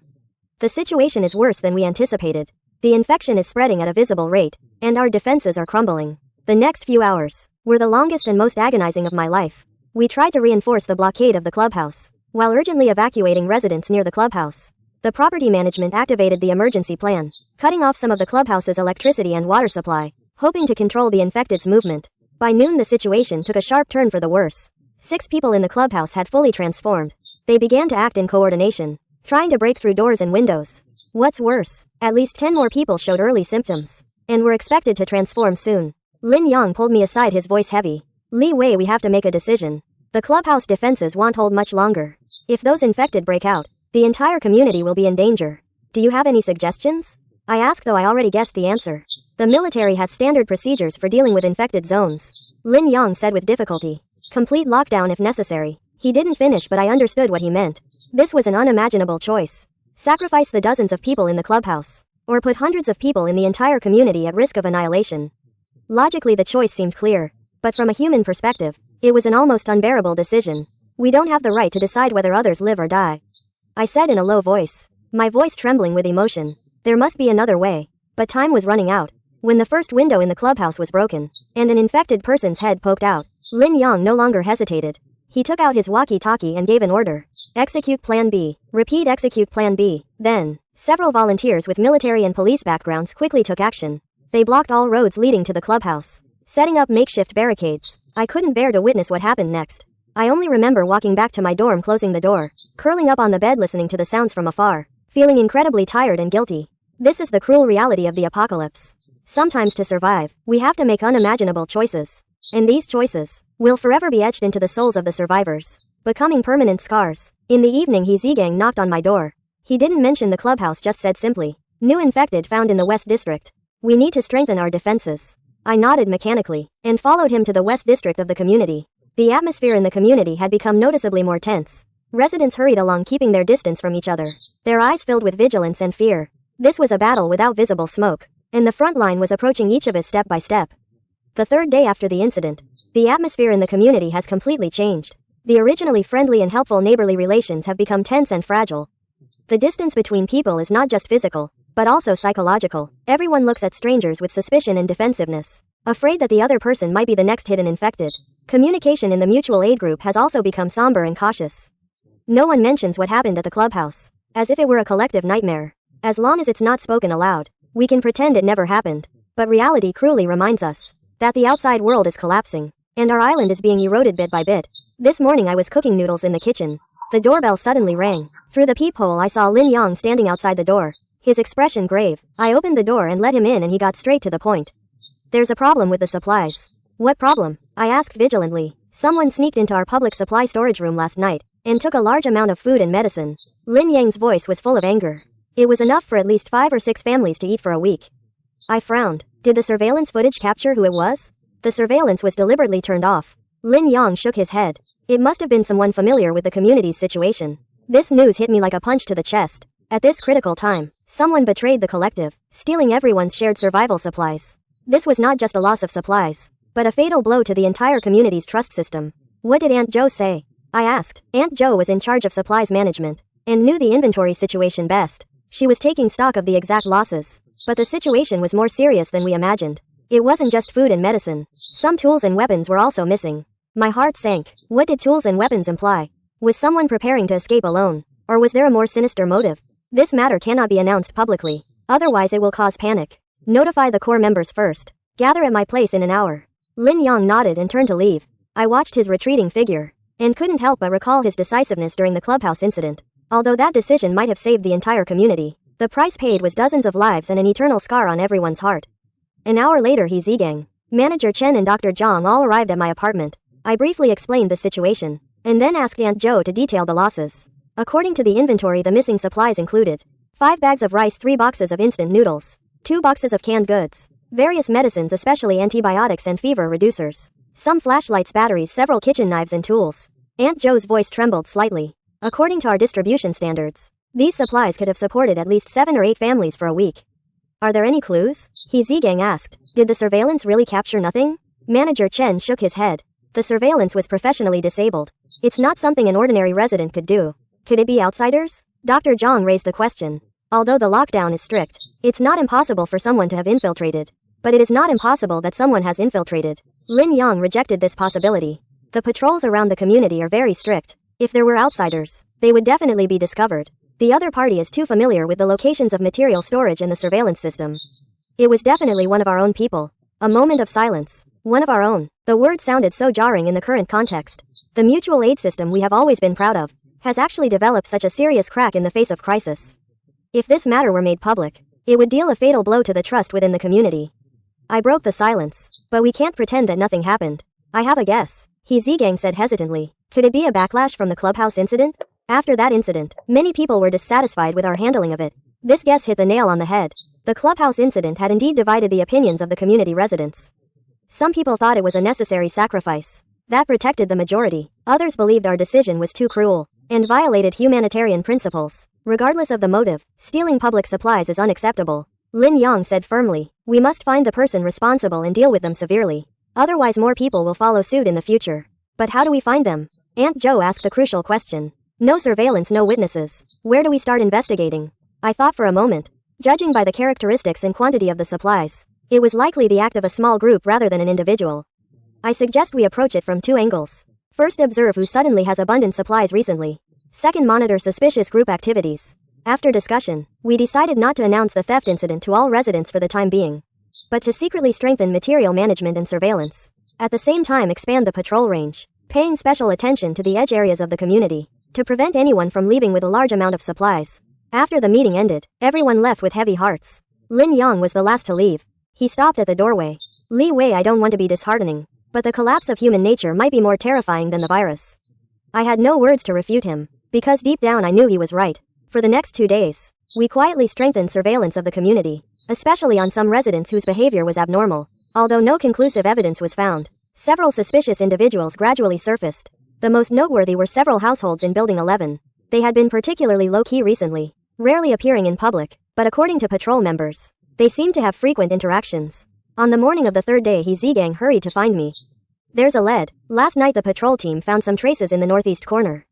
It seems someone tried to climb over the wall from there. Some food packaging was also left behind nearby. This is a breakthrough. We immediately went to the scene to investigate. The northeast corner is a secluded area of the community, where few people go normally. There were indeed clear climbing marks by the wall. Several instant noodle wrappers and an empty medicine bottle were scattered on the ground. It seems someone was preparing to sneak out of the community, Lin Yang said, examining the traces. But perhaps the plan was interrupted for some reason. What should we do? He Zigang asked. Go to question those suspicious residents? I thought for a moment. No, that would alert the enemy. I have a better idea. Let's pretend to organize a collective redistribution of supplies. Require every household to declare their existing supplies. Then redistribute them fairly. This will force out those who have hoarded stolen supplies. Lin Yang chimed in, because if they refuse to participate or misreport the quantity, they will appear very suspicious. So with the cooperation of the property management, we issued a notice to the entire community. Due to an upgrade of the supply management system, all residents need to report their household supplies within 24 hours. For fair allocation, to ensure everyone can get through this difficult time. As soon as the notice was issued, the community immediately buzzed with discussion. Most people expressed understanding and support for this arrangement, but there were also some voices of dissatisfaction, believing it infringed on private property rights. Why should I give away what I own to others? A middle-aged man publicly objected in the group chat. This is the apocalypse. Everyone for themselves. This is not forced requisition but fair allocation. I responded in the group chat. No one is going to take your things for free. We just want to ensure everyone has basic survival supplies, and use the surplus to help those truly in need. The debate became increasingly heated. The community residents began to clearly divide into 2 factions. One faction supported collectivism, believing that only unity and mutual aid could ensure survival in the apocalypse. The other faction adhered to individualism, believing that in times of crisis, self-preservation is paramount. This division was not only on the issue of supply distribution, but also extended to the acceptance of external threats and resource utilization in the community.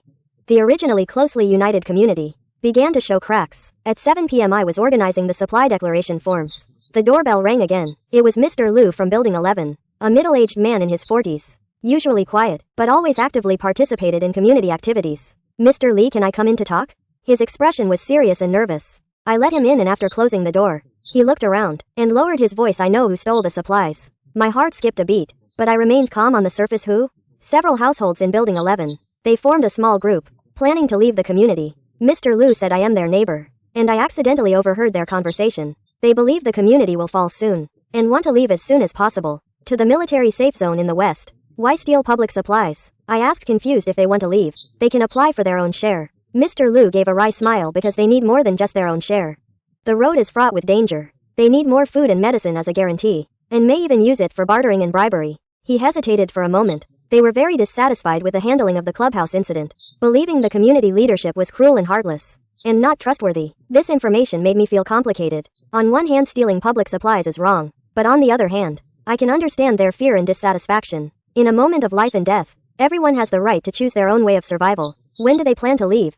I asked. They have already contacted people outside. A car will come to pick them up. I thanked Mr. Liu for the information, and after he left, I immediately contacted Lin Yang and He Zigang. Briefly explained the situation. We should stop them, Lin Yang said firmly. Stealing public supplies is a betrayal of everyone.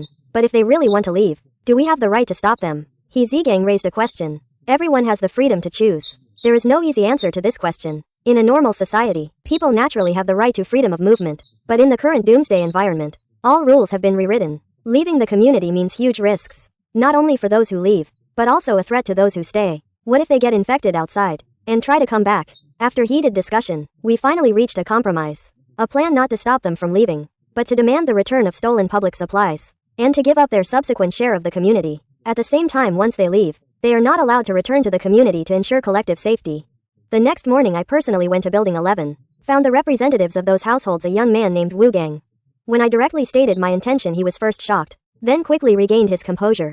It seems our plan has been exposed, he said calmly. So what do you plan to do with us? We will not stop you from leaving. I told him directly, but there are a few conditions. Return the stolen public supplies. Second, give up all rights to the community after leaving. Third, promise not to return to the community if infected. Wu Gang clearly did not expect such a response. He was silent for a moment, then asked why we didn't stop them. Because everyone has the right to choose their own path, I replied. Even in the apocalypse, we should try to retain some human bottom lines as much as possible. But similarly, you cannot harm the interests of those who stay because of your own choices. After some negotiation, Wu Gang agreed to my conditions. That afternoon, most of the stolen supplies were returned. Only a small amount had been consumed. We agreed not to obstruct them when they left, even arranged for people to help them safely cross the community wall. Lin Yang was very dissatisfied with this result. You are too kind, he said to me in private. This will only encourage more people to imitate. Perhaps, I said with a wry smile. But in a world that has become so cruel, retaining a little humanity, perhaps it is the last difference between us and those monsters. At 8 p.m., a modified off-road vehicle silently approached the northeast corner of the community. Wu Gang and his companions, a total of 7 adults and 2 children with Simple, walked towards the designated location. He Zigang and I watched all this silently from a distance. As agreed, we sent 2 volunteers to help them cross the wall, ensuring that no loud noises were made during the process to attract infected people. Do you think they can reach a safe zone alive? He Zigang asked softly. I shook my head. The hope is slim, but that is their own choice. Watching them disappear into the night one by one, my heart was filled with mixed emotions. Perhaps Lin Yang is right, I am too kind. But at a time when the world is rapidly collapsing, perhaps kindness can preserve our last dignity as humans better than ruthlessness. The next morning, news of the collective departure of the residents of Building 11 spread throughout the community. People were talking, some praising their courage, while others considered them foolish and selfish. But what worried people more was that this incident triggered a series of chain reactions. More and more people began to discuss privately whether they should also leave the community to find safer places. The progress of material declaration slowed down significantly. Many people began to conceal the true material situation at home. Some previously active volunteers no longer participated in public affairs. Some even began to question the decisions of the current leadership. At a core member meeting, old Dr. Zhang said with concern that the community's cohesion was declining. If it continues like this, the mutual aid system we painstakingly built may collapse. Manager Chen nodded, saying that the patrol team has been shorthanded recently. Many volunteers have found excuses not to come. This is human nature, Aunt Zhou sighed. When hope is slim, people naturally prioritize themselves and their families. Facing this situation, we must take action. After discussion, we decided to implement several measures to stabilize morale. First, increase information transparency. We established an intelligence group to regularly collect and publish the latest situation in various areas of the city, including infection spread, military actions, and possible evacuation routes, so that residents have a clearer understanding of the outside situation. Second, adjust the material distribution mechanism, no longer emphasizing complete equality, but ensuring basic needs are met, and providing appropriate rewards for extra contributions, to encourage more people to participate in public affairs. Third, strengthen community cultural construction. While ensuring safety, organize some small-scale activities, such as interfloor mutual psychological support groups, children's reading clubs, etc., to alleviate residents' tension and enhance their sense of belonging. These measures did achieve some results after implementation, especially the information transparency, which greatly reduced rumors and panic. When people learned that the safe zone in the western part of the city was actually overcrowded, and the military was transferring important facilities northward, the idea of leaving the community was no longer so strong. However, just as we were working to stabilize the situation, a greater crisis was quietly approaching. On the morning of the 5th day, Lin Yang rushed over, his expression more serious than ever, saying that a large cluster of infected people had appeared in the East District, at least 30 to 50. They were acting in coordination, and seemed to be moving towards our community with purpose. My heart sank. How far are they from us? Less than 2 kilometers. At their speed, they will reach the vicinity of the community by tonight at the latest. This news was like a bolt from the blue. Although we had been strengthening the community's defenses, we had never faced such a large cluster of infected people. If it were breached, the consequences would be unimaginable. I immediately convened an emergency meeting. All core members and representatives from each building attended. At the meeting, Lin Yang detailed the threat situation, and then proposed his suggestions. We have 2 options. One is to strengthen defenses and hold the community. The other is to organize an orderly evacuation before the infected arrive to the military safe point in the North District. The conference room immediately fell into heated debate. The risks of staying were obvious, but evacuation was equally dangerous, requiring crossing several kilometers of city streets and encountering infected people at any time along the way. Moreover, who could guarantee the safety of the North District? Even more complicated, not everyone had the ability to evacuate. There were elderly pregnant women and children in the community, who might become the most vulnerable in an emergency evacuation. We cannot abandon those who cannot evacuate on their own. Old Zhang said firmly. That would go against the principles we have always upheld. But if they stay, everyone might be in danger. Lin Yang retorted. Sometimes we have to make difficult choices. The argument grew more intense. People divided into two distinct factions. One faction supported staying and defending. The other advocated for an early evacuation. And I, as the de facto coordinator of the community, had to make a decision. Under everyone's expectant gaze, I cleared my throat. I believe the most reasonable plan is a phased approach. The weak and those with special needs will remain in the community. We will strengthen our defenses. Those who are capable can choose to evacuate, but they must form an orderly team. No solo actions allowed. This compromise sparked a new round of debate. Those staying worried about insufficient defense. Those evacuating worried about the team slowing them down and increasing risk. Everyone had valid concerns, but in the current situation, there was no perfect solution. Finally, the meeting ended with a reluctant consensus. Personnel and supplies would be reallocated within 6 hours, dividing into a staying team and an evacuation team, each developing a detailed plan. Regardless of their choice, everyone must abide by the collective decision. No unauthorized actions. After the meeting, Lin Yang pulled me aside. I am not sure this is the best choice. Splitting our forces might lead to failure on both sides. I know, I said tiredly, but the current situation no longer allows us to judge by simple right and wrong. Every choice carries risks. All we can do is try to minimize casualties. In the following hours, the entire community was plunged into busy and tense preparations. Residents signed up for different teams based on their circumstances and wishes. Unexpectedly, more people chose to stay than we anticipated. Many young people and capable adults voluntarily chose to stay to protect the elderly, instead of seeking their own safety. This silent unity and spirit of sacrifice showed me the best side of humanity at this moment. By 4 p.m. the work allocation was mostly complete. The staying team comprised about 60% of the residents, including all the elderly children, pregnant women, and some voluntarily staying guards.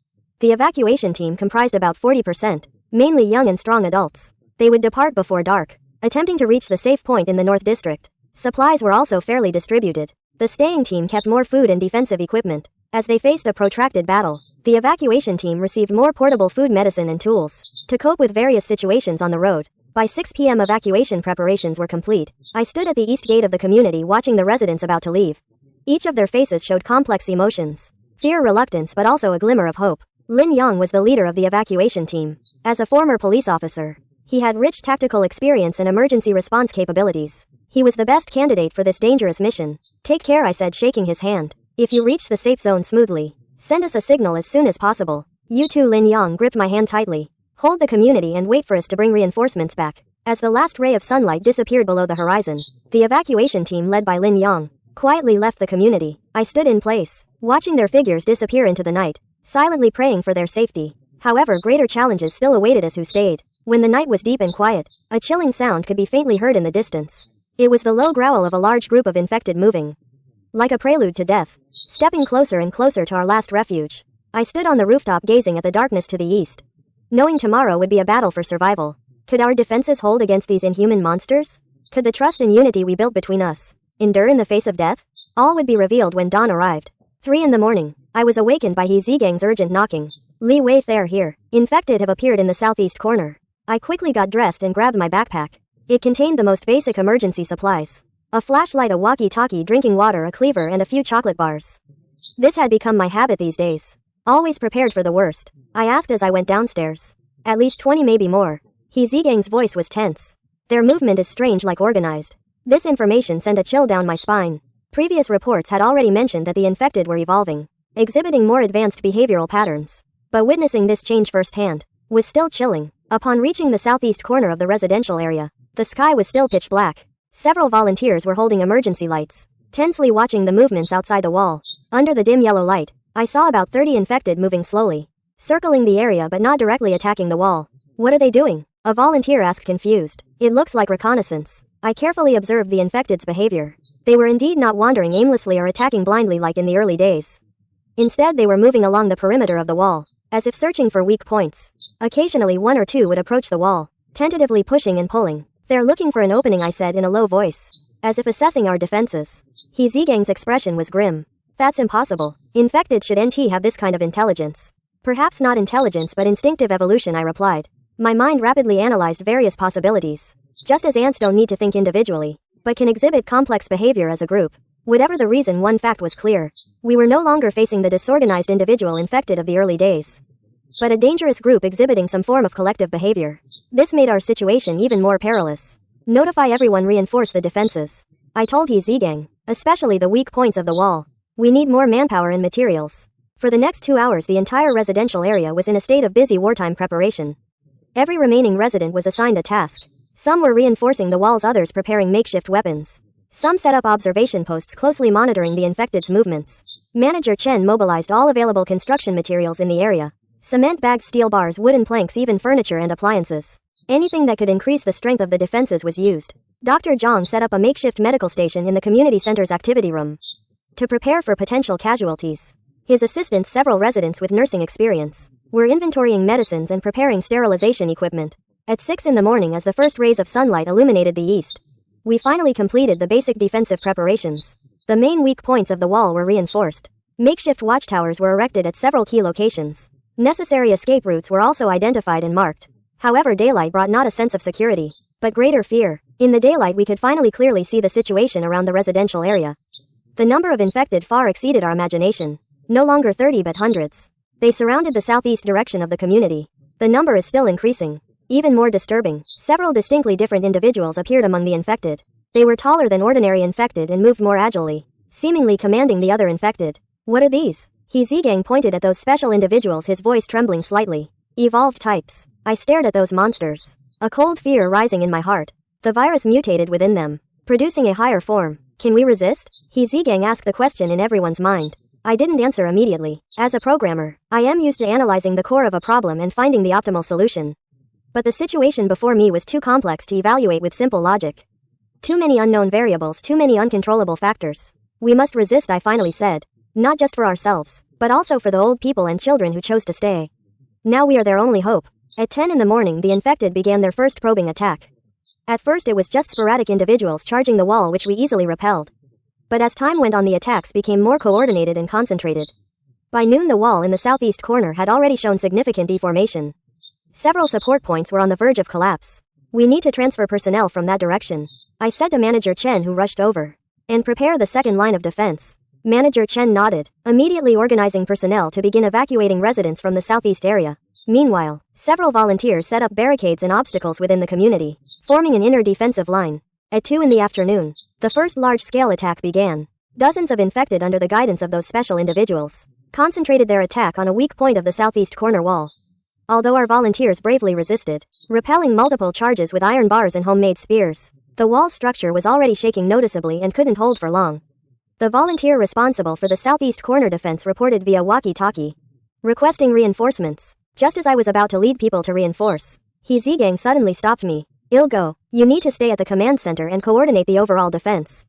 There was no time to argue, so I could only nod in agreement. He Zigang with 5 volunteers quickly rushed to the southeast corner, each armed with simple weapons and protective gear. The next hour was the longest I had ever experienced. Intermittent reports came through the walkie-talkie. The wall is resisting stubbornly. Volunteers are holding back wave after wave of attacks in every possible way. But the number and coordination of the infected exceeded our expectations. The defense line is collapsing bit by bit. At 3:45 p.m., the nightmare finally happened. The wall broke. The southeast corner wall was breached and the infected were pouring in. He Zigang's terrified voice came through the walkie-talkie, backgrounded by chaotic shouts and terrifying roars. I immediately issued an alert through the broadcast system. The southeast corner defense line has fallen. Everyone retreat to the inner defense line immediately. Repeat, the southeast corner defense line has fallen. Retreat immediately. The community instantly fell into organized chaos. Volunteers in each building, following the previously rehearsed procedures, quickly organized residents to evacuate towards the center of the community. The elderly and children were escorted first, protected by strong young adults. I stood in the command center, on the second floor of the community's property management office, watching it all through the window. The southeast corner had completely fallen. Dozens of infected were pouring into the community, chasing the retreating residents. He Zigang and his team were fighting a rearguard battle, buying time for others. Retreat immediately, I ordered through the walkie-talkie. Don't linger in battle. Give me 2 more minutes. His voice was resolute. There were still a few elderly people who hadn't evacuated. I gritted my teeth and waited, feeling tormented by every second. He Zigang's voice came through the walkie-talkie again. Everyone is out. We are retreating, but there are too many infected. Before he finished speaking, the communication was suddenly cut off. I called repeatedly, but only static came from the walkie-talkie. I slammed the table in frustration. But now was not the time for emotional outbursts. I took a deep breath and turned to the heads of other defense lines. Everyone, immediately execute Plan B. Abandon the outer areas. Concentrate our forces to protect the central area. Plan B was our emergency plan prepared for the worst-case scenario. Abandon most of the residential area. Concentrate all personnel and supplies in a few tall buildings in the central area. Form a small fortress. This was a last resort. It meant we would lose a large amount of living space and supplies. But under the current circumstances, there was no other choice. The defense line of the residential area was contracted to 3 tall buildings in the central area. Buildings 13 and 14. These 3 buildings were connected by an underground parking lot, forming a sealed defense system. All surviving residents, over 300 people, were housed in these 3 buildings. All entrances and exits on the first and second floors were sealed, leaving only a few emergency exits. The 3rd floor became the first real defense line, equipped with all available weapons and defensive facilities. Just as we completed the final defensive deployment, a familiar figure appeared staggering under Building 12. It was He Zigang. He was covered in blood. His right arm was hanging limply, clearly seriously injured. But what was even more shocking was that he had broken through the infected zone alone and returned. We quickly lowered a rope ladder and pulled him up to the 3rd floor. Dr. Zhang immediately began to treat his wounds, while He Zigang, weak but conscious, reported the situation in the southeast corner to me. The infected are more numerous than we imagined, he said weakly. They will surround and attack anyone who is alone. They will even use simple tools.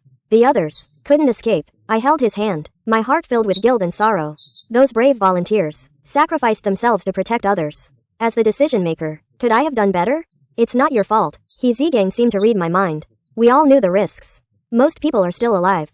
Dr. Zhang completed the initial treatment and shook his head at me. The wound is deep. It requires antibiotics and professional treatment. But the biggest problem is, he might have been bitten. My heart sank. If He Zigang was really infected, given the speed of the virus onset, he would transform very quickly. But I cannot, nor do I want to give up on him like this. Continue observation, I said to old Zhang. Give him the best treatment. If there is any abnormality, notify me immediately. Night fell. The 3 tall buildings in the center of the community became isolated islands in the darkness. The surrounding areas had already been completely occupied by the infected. They roamed the once familiar streets and buildings, occasionally letting out chilling roars. I stood on the roof of Building 14, overlooking this small world surrounded by the infected. Flashes of fire and explosions occasionally lit up other parts of the city. Clearly fierce battles were also taking place there. I couldn't help but think of the residents who chose to evacuate. I wonder if they safely reached the North District safe zone. Just as I was lost in thought, a little girl's voice came from behind me. Uncle Li, are we going to die? I turned around and saw 8-year-old Xiao Wen standing at the entrance of the rooftop. She was a resident of 1602. Her parents had already gone missing during the initial outbreak, and she had been taken care of by her neighbors. No, I tried to make my voice sound firm and gentle. We will get through this. Xiao Wen walked to my side, looking up at the starry sky. When you encounter difficulties, make a wish to the stars. Do you think the stars can hear our wishes? I looked at the star-filled night sky, and suddenly remembered a common saying among programmers. In the internet age, every piece of data is recorded. Every request will have a response. Perhaps the stars are the same. It's just that we cannot understand the way they respond. Xiao Wen seemed pleased with this answer. She closed her eyes, clasped her hands together, and whispered something. Then she opened her eyes and smiled at me. I wished Uncle Lin and the others would return safely and take us away from here. Lin Yang and the evacuation team, if they successfully reached the North District safe zone, perhaps they would bring rescue. But it had been nearly 30 hours since they left. At normal speed, they should have reached their destination long ago. Why is there still no news? After taking Xiao Wen back to the aunt who was taking care of her, I returned to the temporary command center on the 7th floor, 13th building 1801. This was originally a normal family apartment, now converted into our operations room. A floor plan of the community was posted on the wall, marking various defense points and retreat routes. All available communication equipment was placed on the table, including walkie-talkies, flashlights and an old amateur radio. Several corps members were waiting for me, their faces filled with worry. How are the supplies? I asked Aunt Jo. Food and water can last for about a week. If strictly controlled, medicines are more scarce, especially antibiotics and painkillers. Only enough for minor injuries. What about defenses? I turned to Manager Chen. All entrances and exits below the 3rd floor of the 3 buildings were sealed off. Only one emergency exit remained in the underground garage. A defense point was set up on the 3rd floor, equipped with all available weapons. But to be honest, if a large number of infected simultaneously attacked, we would have a hard time holding out for long. How is He Zigang? I asked finally. Old Dr. Zhang shook his head. His injuries are severe. There is still a risk of infection, but no conversion symptoms have appeared so far. This is a good sign. The meeting lasted about an hour. We discussed various possible scenarios and countermeasures. Defense points, but everyone knew in their hearts. Our options were already very limited. Either hold out until rescue arrives, or before supplies run out or the defense line collapses, try to break out, and both of these paths were full of the unknown and danger. After the meeting ended, I returned to the rooftop of Building 14 alone. It was late at night. The infected around the community seemed to have quieted down a lot. Only occasional growls broke the silence of the night. I opened my laptop. Its battery could still last for a few hours. Although the network had long been disconnected, I still habitually recorded what happened every day, just like recording logs when writing code. Perhaps one day, if human civilization is rebuilt, these records could help people understand the truth of this disaster. As I was typing, a faint radio static caught my attention. It was the old amateur radio in the corner of the rooftop. It actually lit up. I rushed over immediately, adjusted the frequency and volume. A broken human voice gradually became clear. S City Shuian. Is anyone there? Repeat. Are there any survivors in Shui and Huacheng S City? I grabbed the microphone excitedly. This is Shui and Huacheng. We have over 300 survivors. Please give instructions. The other party seemed excited too. Thank God. We are the military safe point in the North District. We received your location signal. Lin Yang and your evacuation team have arrived safely. They told us about your situation. Lin Yang and the others succeeded. I almost cheered, but the next sentence from the other party immediately calmed me down. The situation is very complicated. The entire S city has fallen by 70%. The military is organizing the final clearing operation. We plan to airdrop supplies to your area tomorrow morning, and then send a ground rescue team within 36 hours. But you must hold on. No matter what happens, hold your position. We will hold on until rescue arrives. I replied firmly, while calculating the time in my heart. 36 hours means we have to hold on for at least another day and a half. With our current supplies and defense situation, this is a severe challenge. But at least we see hope. The other party added some more details, including the exact time and signal method for the airdrop. Then the communication ended. I immediately summoned all core members and shared this good news. Lin Yang and the others are safe. Aunt Zhou was overjoyed and wept. I knew he could succeed. Manager Chen pondered. We need to be fully prepared. The infected may launch a new attack at any time. I nodded. From now on, we will enter the final defensive state. All personnel will strictly follow their assigned duties. Save every bit of supplies. Conserve every ounce of strength. The airdrop tomorrow morning will be crucial. We must ensure its safe reception. Everyone dispersed to prepare. Only old Dr. Zhang remained. He's Zigang's condition. He hesitated for a moment. There have been some changes. My heart tightened. He's starting to transform. Quite the opposite. Old Dr. Zhang showed a hint of confusion. His wound is healing, and at an unusually fast rate. His temperature is slightly elevated, but he doesn't have typical infection symptoms. This is very strange. Logically, symptoms should appear quickly after being bitten. But he instead. I followed old Dr. Zhang to see Zigang. He lay on a bed in the temporary medical station. The wound on his right arm was indeed much smaller than before.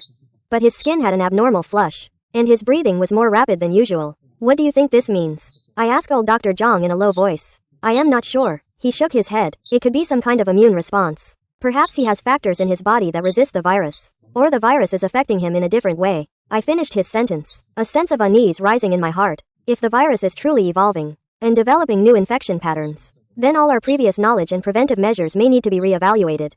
Continue to observe, I finally said. If there are any abnormalities, isolate immediately. Returning to my temporary residence building 14 room 1602, I lay on the bed, but had no desire to sleep. The airdrop tomorrow morning, the rescue in 36 hours. He's Zigang's abnormal condition, and the increasing number of infected people around the community, all these gears turned in my mind. Searching for possible connections and solutions. As a programmer, I am accustomed to finding patterns in chaos, extracting rules from complexity, but the current situation seemed to be beyond the scope of conventional logic. This is not a problem that can be solved with algorithms, but a chaotic game of survival. At 3 in the morning, I was awakened by the commotion downstairs. Looking out the window, I saw about 50 residents gathered in the open space of Building 3. They were nervously and orderly preparing something. It turned out the airdrop was about to arrive. According to instructions over the radio, we needed to light signal fires in the designated area to guide the airdrop, but this also meant we would expose our location to the surrounding infected. I quickly went downstairs and joined the preparations. Manager Chen was organizing personnel to strengthen the surrounding defenses. Several volunteers were piling flammable materials in the center of the open space, ready to light them as soon as the signal was given. Everyone stay alert, I am warning you all. Once the airdrop begins, infected individuals are highly likely to be attracted. We must complete the reception work quickly and safely. 3:45. A signal came from the radio. Airdrop preparation in progress. Execution in 10 minutes. Please light the signal fire. We immediately lit the signal fire. Flames danced in the darkness, illuminating the surrounding buildings and faces. Everyone watched the night sky nervously, waiting for rescue to arrive. As expected, in less than 5 minutes, commotion from the infected could be heard from the outskirts of the residential area. They were attracted by the firelight and movement, and began to move towards the center. Our defense personnel immediately entered a state of alert, holding weapons, guarding every possible entrance. 3:55. The roar of a helicopter could be heard in the distance. As the sound grew closer, we finally saw the black helicopter bearing the military insignia. It flew very low as if confirming our position. Then several large crates were dropped from the helicopter. Parachutes opened in the night sky, slowly descending towards our open space. At the same time, the helicopter began to circle, using powerful searchlights to sweep the surrounding area, temporarily dispersing the approaching infected. Go collect the airdrop. I command the defense team to remain vigilant. Several volunteers quickly rushed towards, dragging the boxes back to the central area, under the cover of the helicopter's searchlights. The entire process went smoothly. Hardly any infected broke through our defense line. When the helicopter finally departed, we quickly extinguished the signal fire, and began to inventory the airdrop supplies, food, medicine, communication equipment, and even some weapons and ammunition. These supplies were enough to sustain us for the next 36 hours. Waiting for ground rescue to arrive. However, just as we were starting to relax, a scream came from Building 14, followed by shouts of chaos.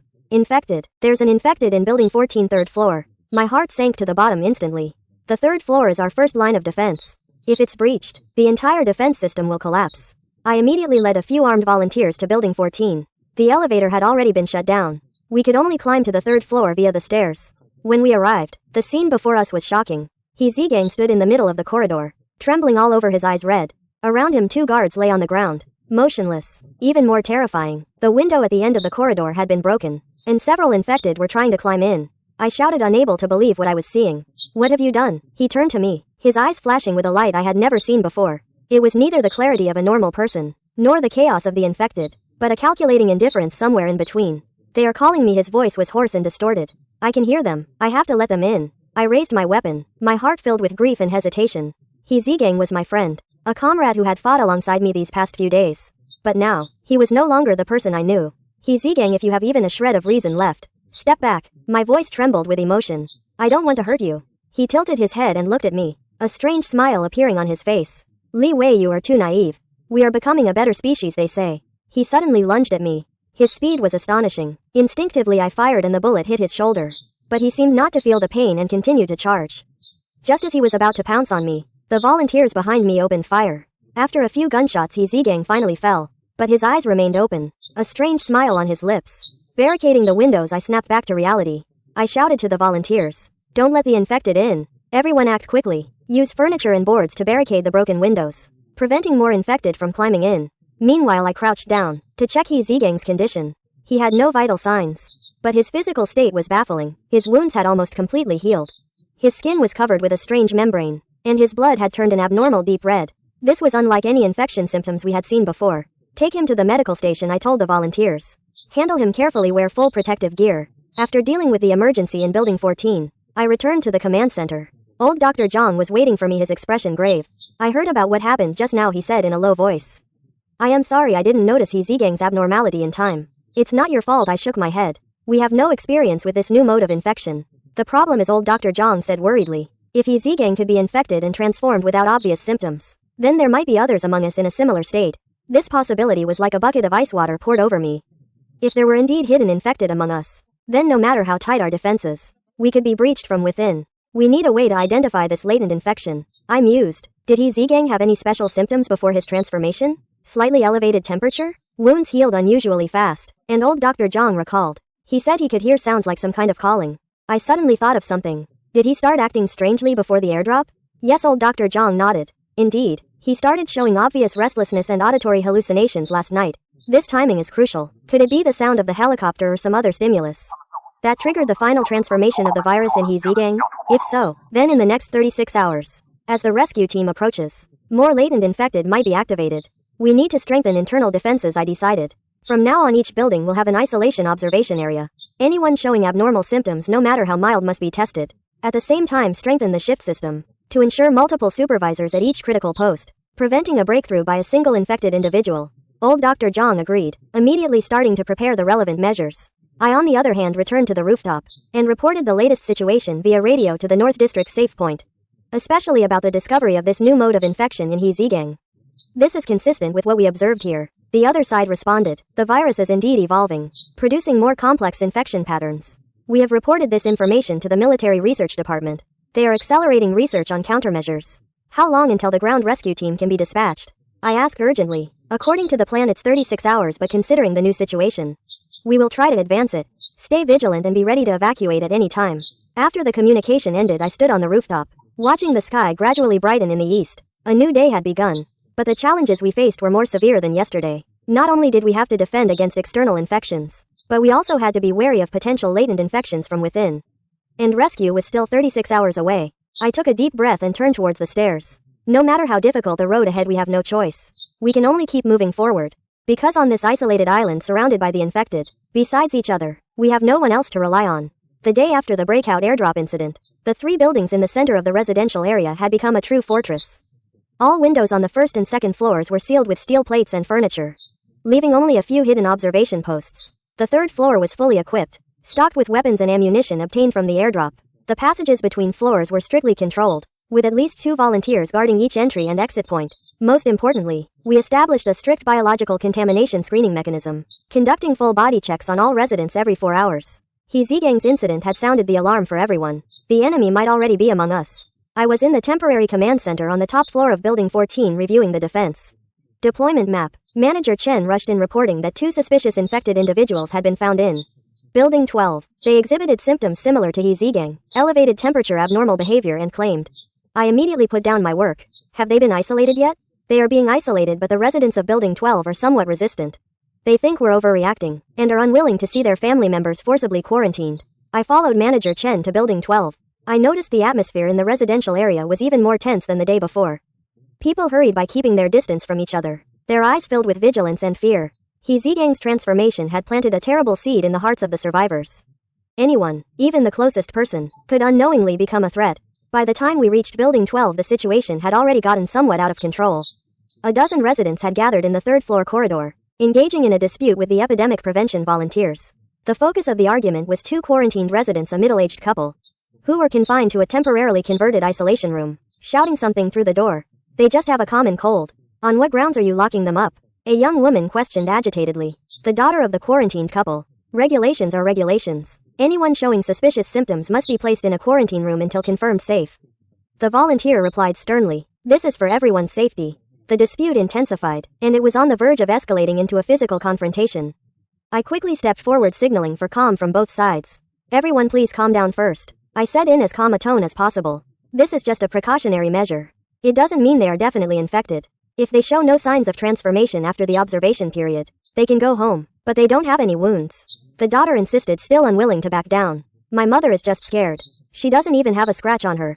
How could she have mutated? I understand your anxiety, but under the current circumstances, we cannot take any risks. He Zigang's case has already proven that this damn virus seems to be evolving. Even without obvious external injuries, contact with contaminated blood or splashes can cause latent infection. I understand your concerns, I said softly.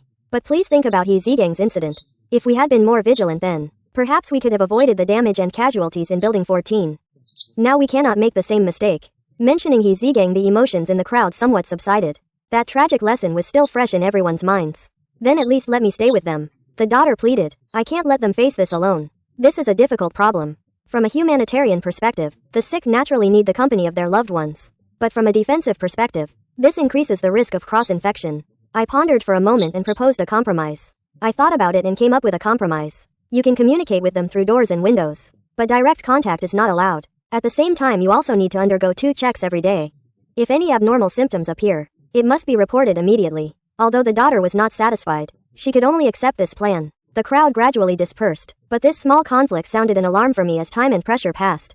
Trust and solidarity among people were being eroded. If the situation continues to worsen, we may face not only the threat of external infected individuals, but also internal division and chaos. Returning to the command center, I convened the core team members to discuss how to ensure safety while maintaining the cohesion of the community. We need more transparent information sharing. Aunt Joe suggested. People are afraid of the unknown. If they understand why we make certain decisions, it will be easier to accept. At the same time, increase positive community activities. Dr. Zhang added, even under quarantine conditions, some safe interactions can be organized, such as inter-floor singing competitions, children's story times, etc., to help people maintain hope and vitality. These suggestions are valuable. We developed a more comprehensive community management plan, hoping that while maintaining strict vigilance, we can also cater to people's psychological needs. At 2 in the afternoon, the radio came to life again. It was the liaison officer from the North District Security Point. Shui and Hua Cheng, please respond if you hear. There is an important situation to report. I immediately responded. This is Shui and Hua Cheng. The plan has changed. The liaison officer's voice carried a clear sense of urgency.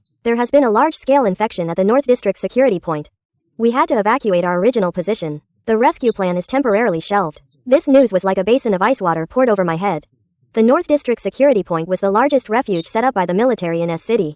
If even that place has fallen, then the entire city has actually fallen. What about Lin Yang and the others? I asked anxiously, are they safe? Most of them have evacuated with the military, but there was chaos during the process. The liaison officer paused. We are trying to re-establish contact. For now you must hold on by yourselves until a new rescue plan is formulated. How long can we hold on? I couldn't help but ask this heavy question. The liaison officer was silent for a few seconds. Frankly speaking, the situation is not optimistic. The infection in the entire S city is accelerating its spread, especially that new type of latent infection. The military is considering a final eradication plan. What terrible meaning is hidden behind this vague phrase, final eradication plan? I dare not think about it. How much time do we have left? I pressed. 72 hours at most. The liaison officer didn't finish speaking, but the meaning was clear. After 72 hours, there might be no rescue at all. After the communication ended, I stood on the rooftop, looking at the distant city skyline. Black smoke rose from several areas. Sporadic explosions and gunshots could be heard from time to time. This once prosperous city was dying little by little, and we are like a group of ants trapped in this dead city, desperately searching for a way to survive. At 6 in the evening, the core team gathered again. At 6 p.m. the core team gathered again, discussing the latest changes in the situation. Rescue plan cancelled. It means we can only rely on ourselves. Manager Chen said directly. Existing supplies can last for 5 days at most. After that we will face severe shortages. The biggest threat is those latent infected individuals. Old Dr. Zhang said worriedly. 3 more suspicious cases were found today. All have similar symptoms, mild fever, abnormal behavior, claiming to hear voices. How long can we hold on? Aunt Joe asked the question in everyone's mind. I looked at the map, calculating various possibilities. According to the current defense status and infection trend, the central area of the community can hold on for 3 to 4 more days at most. But if there is a large-scale concentrated transformation of latent infections, we might not even last 24 hours. Silence enveloped the conference room. Everyone understood. We are facing a cruel reality, even with our best efforts. This place is likely to become our tomb. Second South District, so should we consider evacuating? Manager Chen cautiously proposed. I have been thinking about this issue all afternoon. Staying and holding on faces the risk of running out of supplies and the collapse of the defense line.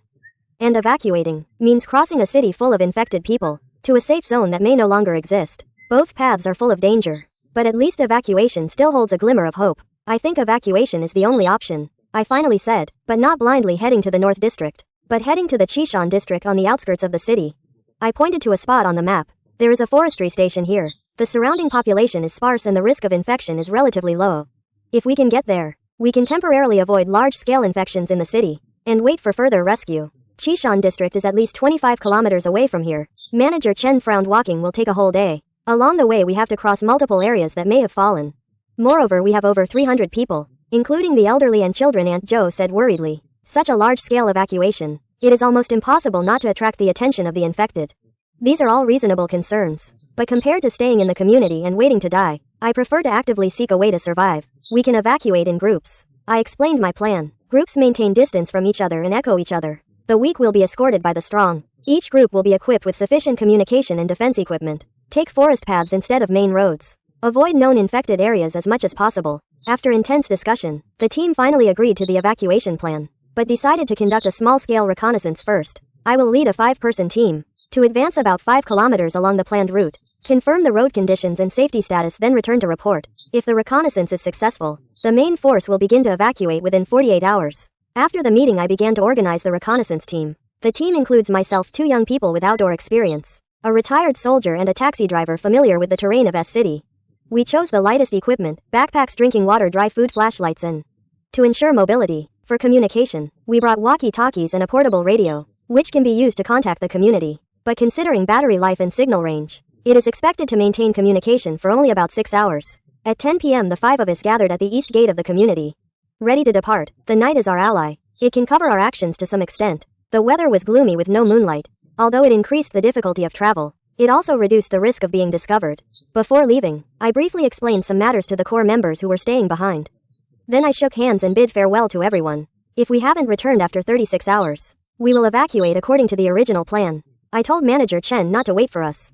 Before setting off, I climbed to the rooftop for the last time, overlooking the community that would be home. Although I only lived here for 5 years, it held too many memories, from the excitement of starting my first job, to the ordinary daily life, and then to the unity and struggle in this apocalypse. No matter the outcome, this experience will be forever etched in my heart. We chose to depart from the northeast corner of the community, where the wall was lower, and there were relatively fewer infected nearby. Under the cover of volunteers, we climbed over the wall one by one, silently slipping into the darkness. The city presented a strange tranquility at night, without the traffic and human voices. Only the mournful cry of the wind blowing through abandoned buildings, occasionally mixed with calls from afar of unknown origin, human or beast. We followed the pre-planned route, avoiding open areas and potential infected gathering spots as much as possible, maintaining a fast and quiet pace. The first 2 kilometers were relatively smooth. We passed through several empty streets and a small park, encountering only scattered infected individuals, all of which we successfully avoided.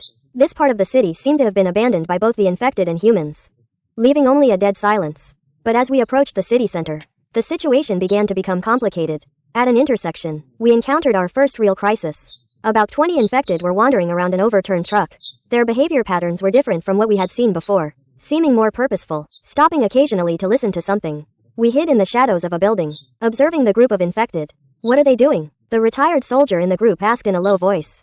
"Like they're patrolling," the taxi driver replied. "I've driven on this road countless times before. I've never seen anything like this." I carefully observed the behavior patterns of the infected. Suddenly I realized something. They weren't patrolling. They were waiting. Waiting for what? I am not sure, but judging by their positions and the direction of their attention, they seemed to be guarding something, or expecting something to pass by here. This discovery made us even more vigilant. If the infected had evolved to the point of setting up ambushes, then our original evacuation route might face greater risks than we imagined. After a brief discussion, we decided to take a detour. Although this would increase the travel distance, safety came first. While detouring, we had to pass through an abandoned shopping mall. The once bustling mall was now in ruins.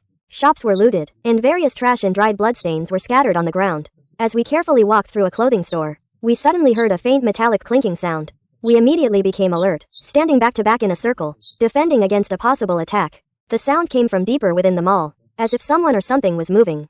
In a post-apocalyptic environment, any unusual sound could mean danger. "Who will go check?" the retired soldier asked in a low voice. I volunteered. "You guys stay here and keep watch. If I don't return in 5 minutes, continue with the original plan." I tiptoed towards the source of the sound, holding a military-grade pistol in my hand, one of the airdrop supplies. The inside of the mall was dark and damp. The air was filled with the smell of mold and an indescribable